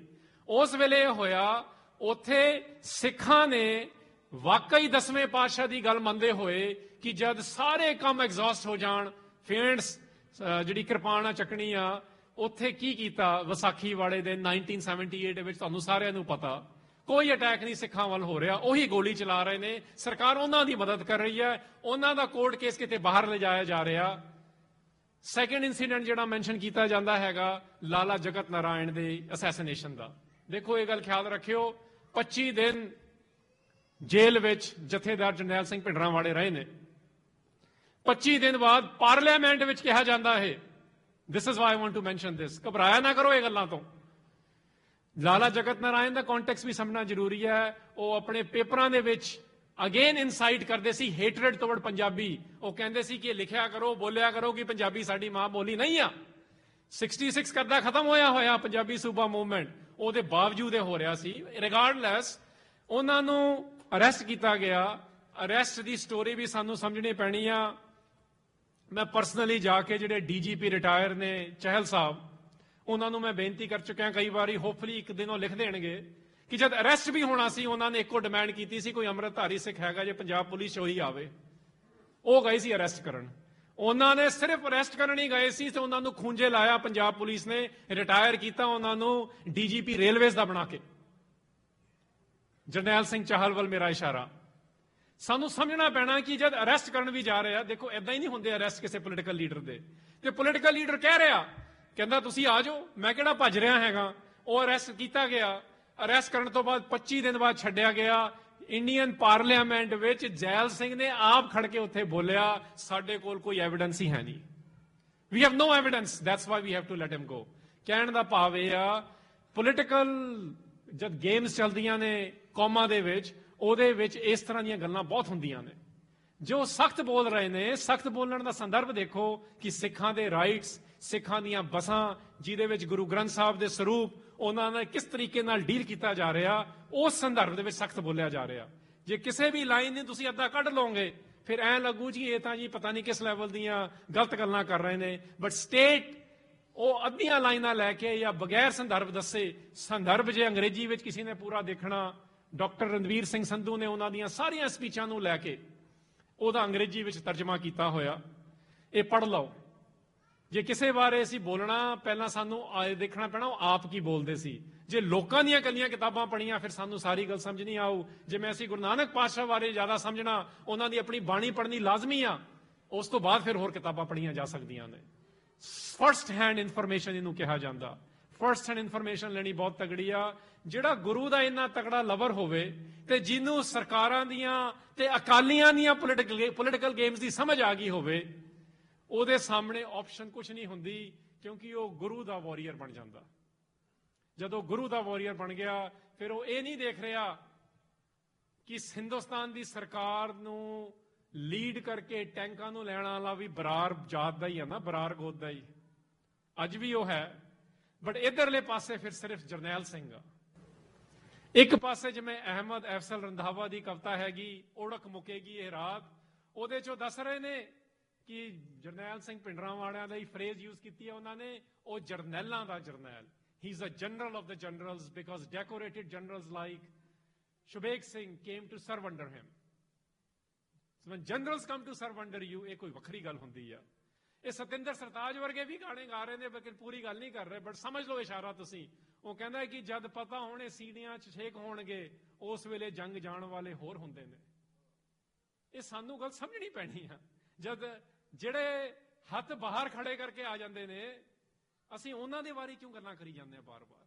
ਸਾਨੂੰ ਤਾਂ ਇਹ ਦੇਖਣਾ ਪੈਣਾ ਕਿ ਜਿਹੜਾ ਅਰਦਾਸ ਕਰਕੇ ਧਰਮ ਯੁੱਧ ਮੋਰਚੇ ਦੀ, ਜਿਹਦੇ ਵਿੱਚ ਸਾਰੇ ਸ਼ਾਮਲ ਸੀ, ਉਹ ਅਰਦਾਸ ਤੇ ਪੂਰਾ ਨਿਤਰ ਰਿਹਾ। ਬਾਬਾ ਦੀਪ ਸਿੰਘ ਦੇ ਟ੍ਰੈਡੀਸ਼ਨ ਦੇ ਵਿੱਚ, ਬਾਬਾ ਗੁਰਬਖਸ਼ ਸਿੰਘ ਨਿਹੰਗ ਦੇ ਟ੍ਰੈਡੀਸ਼ਨ ਦੇ ਵਿੱਚ, ਸਾਡੇ ਟ੍ਰੈਡੀਸ਼ਨ ਨੇ ਇਹ, ਉਹਨਾਂ ਨੂੰ ਸਾਨੂੰ ਸਲੂਟ ਕਰਨਾ ਬਾਰ-ਬਾਰ ਬਹੁਤ ਬਣਦਾ। ਬਰਥਡੇ ਕਾਹਦਾ, ਕਿਹੜੀ ਐਨੀਵਰਸਰੀ ਹੈ, ਇਹ ਤਾਂ ਬਹਾਨਾ ਗੱਲਾਂ ਕਰਨ ਦਾ। ਬਰਥਡੇ ਵਿੱਚ ਅਸੀਂ ਪੰਜਾਬੀ 'ਚ ਕਹਿੰਦੇ ਆ, ਗੁਰਬਾਣੀ ਦੇ ਲੈਵਲ ਤੇ ਜਾਂ ਗੁਰੂਆਂ ਦੇ ਜੀਵਨ ਦੇ ਵੱਲ ਅਸੀਂ ਜਦ ਇਸ਼ਾਰਾ ਕਹਿੰਦੇ ਆਪਾਂ ਪ੍ਰਕਾਸ਼ ਕਹਿੰਦੇ ਆ। ਪ੍ਰਕਾਸ਼ ਤੋਂ ਭਾਵ ਹੁੰਦਾ ਕਿਹੜਾ ਗਿਆਨ ਲੈ ਕੇ ਜਾਣਾ। ਗਿਆਨ ਕਿਹੜਾ ਸਾਨੂੰ ਮਿਲ ਰਿਹਾ ਜਥੇਦਾਰ ਭਿੰਡਰਾਂਵਾਲਿਆਂ ਵੱਲੋਂ? ਉਹ ਇਹ ਮਿਲ ਰਿਹਾ ਕਿ ਜਿਹੜੀ ਬੈਟਲ ਜਦ ਹੁੰਦੀ ਆ ਨਾ, ਲੜਾਈ ਦੇ ਮੈਦਾਨ ਦੇ ਵਿੱਚ ਜਦ ਆ ਗਏ ਆ, ਜਿਹੜੀ ਬੈਟਲ ਆਫ ਅੰਮ੍ਰਿਤਸਰ ਸਾਡਾ ਕਹਿਣਾ ਬਣਦਾ, ਸਾਕਾ ਨੀਲਾ ਤਾਰਾ ਸਾਡਾ ਲਫ਼ਜ਼ ਨਹੀਂ ਆ, ਇਹ ਆਪਰੇਸ਼ਨ ਬਲੂ ਸਟਾਰ ਸਰਕਾਰ ਕਹਿੰਦੀ ਆ। ਜਦ ਤੁਸੀਂ ਬੈਟਲ ਆਫ ਅੰਮ੍ਰਿਤਸਰ ਕਹੋਗੇ, ਉਹਨੂੰ ਹੋਰ ਨਜ਼ਰੀਏ ਤੋਂ ਦੇਖੋਗੇ। ਬੈਟਲ ਆਫ ਅੰਮ੍ਰਿਤਸਰ ਆਪਾਂ ਸਰਕਾਰ ਕਹਿੰਦੀ ਹੈ ਜੀ ਇਹਨਾਂ ਨੇ ਜਾ ਕੇ ਆਕੂਪਾਈ ਕਰ ਲਿਆ ਸੀਗਾ ਗੁਰੂ ਨਾਨਕ ਨਿਵਾਸ ਤੋਂ ਅਕਾਲ ਤਖਤ ਸਾਹਿਬ ਨੂੰ, ਬਟ ਸਾਡੇ ਤਾਥੇ ਦੱਸਦੇ ਨੇ ਕਿ ਲੋਂਗੋਵਾਲ ਹੋਣਾ ਨੇ ਆਪ ਇਨਵਾਈਟ ਕੀਤਾ ਸੀ, ਇੱਥੇ ਆਓ। ਹੁਣ ਇਦਾਂ ਨਾ ਗੱਲਾਂ ਮੰਨ ਲਿਓ ਸਰਕਾਰ ਦੀਆਂ ਬੜੀ ਛੇਤੀ। ਕਹਿਣ ਦਾ ਭਾਵ ਇਹ ਹੈ ਕਿ ਜਦ ਤੁਸੀਂ ਡਿਫੈਂਡ ਕਰਨਾ ਇੱਕ ਸਿਸਟਮ ਨੂੰ, ਅਕਾਲ ਤਖਤ ਨੂੰ, ਜਿਹੜਾ ਆਜ਼ਾਦ ਰੂਪ ਵਿੱਚ ਵਿਚਰਨਾ, ਜਿਹੜਾ ਪਿਛਲੇ 100 ਸਾਲਾਂ 'ਚ ਆਜ਼ਾਦ ਨਹੀਂ ਆ, ਹੁਣ ਫਿਰ ਅਸੀਂ ਇਸ ਜੱਦੋ-ਜਹਿਦ 'ਚ ਲੱਗੇ ਹੋਏ ਆ। ਇਸ ਗੱਲ ਦੀ ਸਮਝ ਉਹਨਾਂ ਨੂੰ ਸੀਗੀ। ਸਿੱਖਾਂ ਦੀ ਡਿਫੈਂਸ ਹਰ ਵੇਲੇ ਹਿਸਟਰੀ ਦੇ ਵਿੱਚ 18 ਸੈਂਚੁਰੀ ਤੋਂ ਲੈ ਕੇ ਹੁਣ ਤੱਕ ਸ੍ਰੀ ਅਕਾਲ ਤਖਤ ਸਾਹਿਬ ਦੇ ਆਲੇ ਦੁਆਲੇ ਹੀ ਹੁੰਦੀ ਆ, ਕਿਉਂਕਿ ਸ੍ਰੀ ਅਕਾਲ ਤਖਤ ਸਾਹਿਬ ਸਾਡਾ ਪੋਲੀਟੀਕਲ ਸੈਂਟਰ ਆ। It is political centre. ਤਖਤ ਹੁੰਦੇ ਕੀ ਨੇ ਹੋਰ? ਇੱਥੇ ਅਸੀਂ ਡਿਸੀਜਨ ਲੈਣੇ ਕਿ ਕਿਵੇਂ ਕੰਮ ਕਰਨੇ ਨੇ।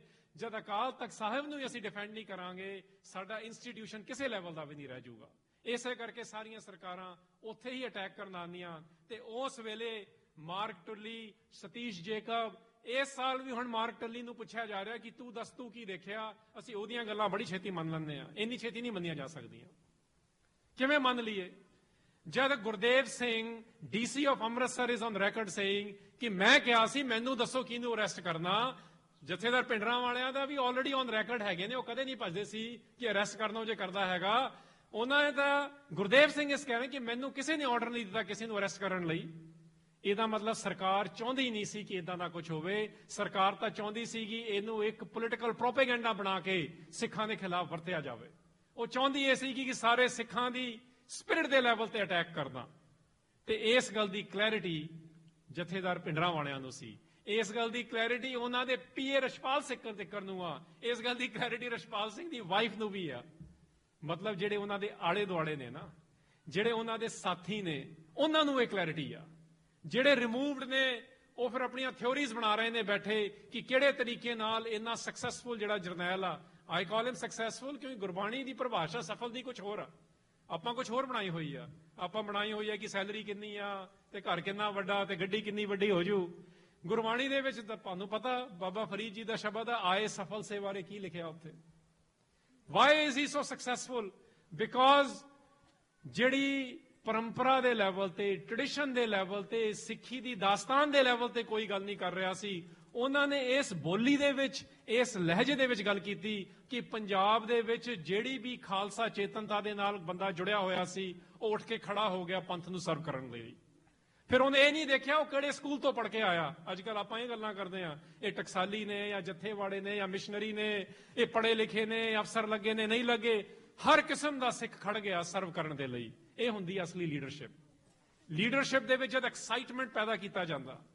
ਆਪਾਂ ਅੱਜ ਕੱਲ ਪੋਜੀਸ਼ਨਾਂ ਦਿੰਦੇ ਆ, ਇਹ ਜੀ ਪ੍ਰਧਾਨ ਨੇ, ਇਹ ਜੀ ਜਨਰਲ ਸਕੱਤਰ ਨੇ। ਠੀਕ ਆ, ਪੋਜੀਸ਼ਨ ਆਪਣੇ ਆਪ ਚ ਹੁੰਦੀ ਆ। ਬਾਬਾ ਜਰਨੈਲ ਸਿੰਘ ਭਿੰਡਰਾਂ ਵਾਲਿਆਂ ਦੀ ਪੋਜੀਸ਼ਨ ਪੰਥ ਨੇ ਕ੍ਰੀਏਟ ਕਰਤੀ ਸੀਗੀ। ਫਿਰ ਉਸ ਵੇਲੇ ਉੱਥੇ ਕੋਈ ਟਾਈਟਲ ਦੀ ਲੋੜ ਨਹੀਂ ਪਈ। ਜਿਨ੍ਹਾਂ ਕੋਲ ਟਾਈਟਲ ਸੀ ਤੁਹਾਨੂੰ ਪਤਾ ਉਹ ਅੱਜ ਵੀ ਕੀ ਕਰ ਰਹੇ ਨੇ। ਉਹਨਾਂ ਨੂੰ ਪੰਥ ਵੱਲੋਂ, ਐਂਡ ਬਾਏ ਦਾ ਵੇ, ਜਿਹੜੀਆਂ ਸੰਸਥਾਵਾਂ ਸਾਡੀਆਂ ਗੁਲਾਮ ਕਰ ਦਿੱਤੀਆਂ ਗਈਆਂ ਨੇ ਉਹ ਕਦੇ ਨਹੀਂ ਕਬੂਲਦੀਆਂ। 2003 ਵਿੱਚ ਉਹਨਾਂ ਨੂੰ ਸ਼ਹੀਦ ਕਿਹਾ ਨਾ ਉਹਨਾਂ ਨੇ, ਅਕਾਲ ਤਖਤ ਸਾਹਿਬ ਤੇ ਸਰੋਪਾ ਦਿੱਤਾ ਗਿਆ ਜਦ 2003 ਦੇ ਵਿੱਚ, 1984 ਤੋਂ ਆਲਮੋਸਟ 20 ਸਾਲ ਬਾਅਦ ਪੰਥ ਨੇ ਉਹਨਾਂ ਨੂੰ ਉਸੇ ਵੇਲੇ ਹੀ। ਇਸ ਕਰਕੇ ਉਹ ਸਕਸੈਸਫੁਲ ਨੇ। ਉਹਨਾਂ ਨੇ ਸਾਡੇ ਵਰਗਿਆਂ ਨੂੰ, ਮੇਰੇ ਵਰਗਿਆਂ ਨੂੰ, if there was no 1984 I don't know what I would be. ਜਿਨ੍ਹਾਂ ਨੇ 1984 ਨੂੰ ਸਰਵਾਈਵ ਕੀਤਾ ਉਹਨਾਂ ਨੂੰ ਬੜਾ ਕਲੀਅਰ ਹੈਗਾ ਕਿ 84 ਜੇ ਨਹੀਂ ਹੁੰਦਾ ਤੇ ਸਾਡਾ ਕੁਝ ਵੀ ਨਹੀਂ ਬਣਨਾ ਸੀਗਾ। ਤੇ ਜਿਹੜੀਆਂ ਖੁਸ਼ਵੰਤ ਸਿੰਘ ਵਰਗੇ, ਮੈਂ ਜਾਣ ਕੇ ਦੱਸ ਰਿਹਾ, ਆਪਾਂ ਕਈ ਵਾਰ ਕਹਿੰਦੇ ਨਾ ਜੀ ਇਹ ਸਾਰੇ ਬੰਦੇ ਭਿੰਡਰਾਂ ਵਾਲਿਆਂ ਨੂੰ ਮਾੜਾ ਮੰਨਦੇ ਸੀ। ਦੇਖੋ ਪੋਲੀਟੀਕਲ ਡਿਫਰੈਂਸਸ ਹੋਣੇ ਆਮ ਗੱਲ ਆ, ਸਾਡੇ ਵੀ ਬਹੁਤ ਨੇ। ਬਟ ਜਦੋਂ ਉਹਨੂੰ ਪੁੱਛਿਆ ਗਿਆ, ਖੁਸ਼ਵੰਤ ਸਿੰਘ ਨੂੰ ਪੁੱਛਿਆ ਗਿਆ, ਉਹਦਾ ਰਿਸਪੌਂਸ ਕੀ ਸੀ? ਉਹ ਕਹਿੰਦਾ ਹੀ ਫੌਟ ਲਾਈਕ ਅ ਟਾਈਗਰ। ਸਿੱਖਾਂ ਦਾ ਇਹੀ ਹੈ ਨਾ ਫਿਰ ਸੁਭਾਅ, we have to fight like a tiger. ਅਸੀਂ ਹੁਣ ਗਿੱਦੜਾਂ ਵਾਂਗੂ ਥੋੜੀ ਉੱਥੇ ਭੱਜਣਾ ਹੈਗਾ। ਦੇਖੋ ਐਲੀਮੈਂਟਸ ਜਿਹੜੇ ਨੇ ਨਾ, ਸਿੱਖ ਐਲੀਮੈਂਟਸ ਨੂੰ ਸਮੇਂ ਦੇ ਜਰਨਲਿਸਟ ਕੀ ਕਹਿ ਰਹੇ ਨੇ, ਸਮੇਂ ਦੀਆਂ ਸਰਕਾਰਾਂ ਕੀ ਕਹਿ ਰਹੀਆਂ ਨੇ, ਇਨਕਲੂਡਿੰਗ ਕਈ ਵਾਰੀ ਇਹ ਪੇਸ਼ ਕੀਤਾ ਜਾਂਦਾ। ਪਿਛਲੇ ਹਫਤੇ ਸਰਵੇ ਹੋਇਆ ਪੰਜਾਬ ਦੇ ਵਿੱਚ, ਉੱਥੇ ਫੇਰ ਇਹ ਦੁਬਾਰਾ ਸਰਵੇ ਚ ਆ ਗਿਆ ਕਿ ਸਭ ਤੋਂ ਜ਼ਿਆਦਾ ਮਸ਼ਹੂਰ ਸਿੱਖ ਪੰਜਾਬ ਦੇ ਵਿੱਚ। ਅੱਜ ਕੱਲ ਇਹ ਬਣਾਇਆ ਜਾਂਦਾ ਨਾ ਕਿ ਫਨੈਟਿਕਸ ਆਫ ਡਾਇਸਪੋਰਾ ਚ ਬੈਠੇ ਨੇ, ਇਹ ਐਕਸਾਈਟ ਕਰੀ ਜਾਂਦੇ ਨੇ ਇਹੋ ਜਿਹੀਆਂ ਗੱਲਾਂ। ਪੰਜਾਬ ਦੇ ਸਰਵੇ ਵਿੱਚ ਆਇਆ ਕਿ ਸਭ ਤੋਂ ਮਸ਼ਹੂਰ ਸਿੱਖ ਇਸ ਵੇਲੇ ਭਿੰਡਰਾਂ ਵਾਲਾ ਹੈਗਾ। ਹੁਣ ਤੇ ਇਹ ਵੀ ਬਣਾਇਆ ਜਾਂਦਾ ਕਿ ਜਿਹੜੇ ਸੈਪਰੇਟਿਸਟ ਨੇ, ਅੱਤਵਾਦੀ ਨੇ, ਵੱਖਵਾਦੀ ਨੇ, ਐਕਸਟ੍ਰੀਮਿਸਟ ਨੇ, ਇਹ ਉਹਨਾਂ ਦਾ ਹੀਰੋ ਆ। ਬਿਲਕੁਲ ਗਲਤ ਗੱਲ ਆ। Encyclopaedia of ਸਿੱਖਿਜ਼ਮ doctor Harbans Singh, professor Harbans Singh ਨੇ ਐਡਿਟ ਕੀਤੀ ਆ, ਜਿਹੜੀ ਨਿੱਕੀ ਗੁਨਿੰਦਰ ਕੌਰ ਇਸ ਵੇਲੇ ਪ੍ਰੋਫੈਸਰ ਨੇ, ਉਹਨਾਂ ਦੇ ਫਾਦਰ ਨੇ। ਉਹ ਪੰਜਾਬੀ ਯੂਨੀਵਰਸਿਟੀ ਪਟਿਆਲਾ ਵਿੱਚੋਂ ਛਪੀ ਆ। ਉਸ ਇਨਸਾਈਕਲੋਪੀਡੀਆ ਦੀ ਐਂਟਰੀ ਵਿੱਚ ਹੀ ਲਿਖਿਆ ਕਿ ਜਿਹੜਾ ਮਾਡਰਨ ਸਿੱਖਿਜ਼ਮ ਦੀ ਸਭ ਤੋਂ ਫਿਨੋਮੀਨਲ ਫਿਗਰ ਬਾਬਾ ਜਰਨੈਲ ਸਿੰਘ ਭਿੰਡਰਾਂ ਵਾਲੇ ਨੇ।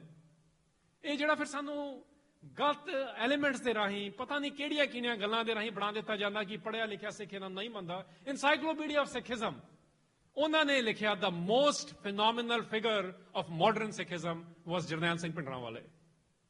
ਸੋ ਇਹ ਗੱਲ ਬਿਲਕੁਲ ਕਲੀਅਰ ਕਰ ਲਓ। he is not a perfect man, but he is an excellent man.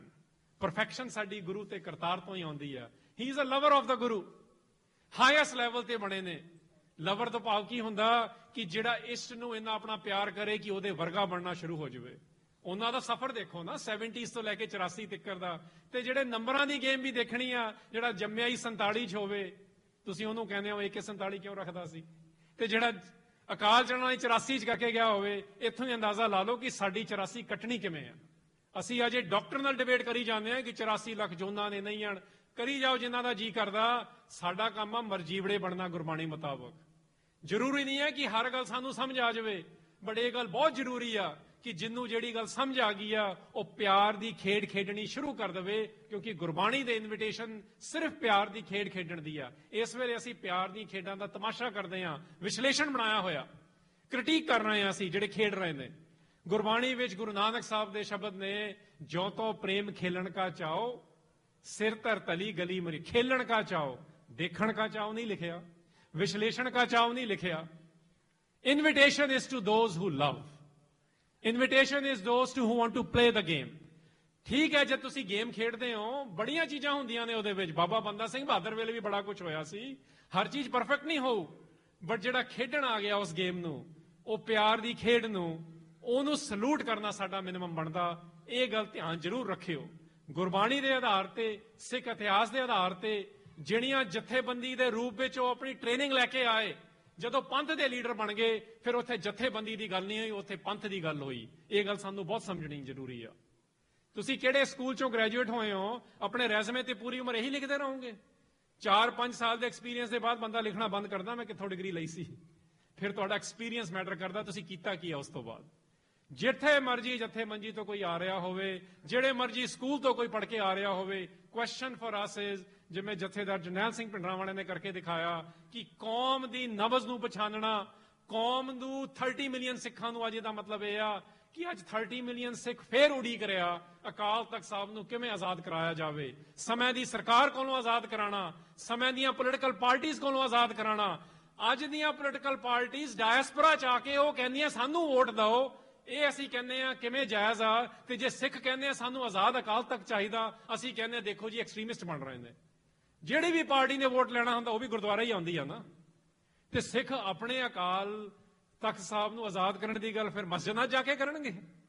ਸਾਨੂੰ ਗੁਰਦੁਆਰਿਆਂ ਵਿੱਚ ਇਹ ਕਲੈਰਿਟੀ ਲਿਆਉਣੀ ਚਾਹੀਦੀ ਆ, ਇਹ ਤਖਤ ਹੈਗਾ ਅਕਾਲ ਦਾ। ਇਹ ਤਖਤ ਗੁਰੂ ਨਾਨਕ ਸਾਹਿਬ ਦੇ ਸਿਸਟਮ ਵਿੱਚੋਂ ਉਪਜਿਆ। 6ਵੇਂ ਪਾਤਸ਼ਾਹ ਨੇ ਉਹਨੂੰ ਬਣਾਇਆ ਸੀ। 3ਜੇ ਪਾਤਸ਼ਾਹ ਨੇ ਉੱਥੇ ਲਿਖਤਾ ਹੈਗਾ, ਵੱਡਾ ਤੇਰਾ ਦਰਬਾਰ ਸੱਚਾ ਤੁਧ ਤਖਤ। ਹੁਣ ਲੋੜ ਆ ਸਾਨੂੰ ਕਿ ਜਿਹੜੀਆਂ ਆਈਡੀਆਜ਼, ਜਿਹੜਾ ਗਿਆਨ, ਜਿਸ ਲੈਵਲ ਦੀ ਟ੍ਰੇਨਿੰਗ, ਜਿਸ ਲੈਵਲ ਦਾ ਪਿਆਰ, ਜਿਸ ਲੈਵਲ ਦੀ ਸ਼ਰਧਾ, ਜਿਸ ਲੈਵਲ ਦੀ ਕਲੈਰਿਟੀ ਜਥੇਦਾਰ ਭਿੰਡਰਾਂਵਾਲਿਆਂ ਕੋਲ ਸੀਗੀ, ਅਸੀਂ ਕੋਸ਼ਿਸ਼ ਕਰੀਏ ਕਿ ਉਹਦੇ ਨੇੜੇ ਤੇੜੇ ਜਾ ਸਕੀਏ।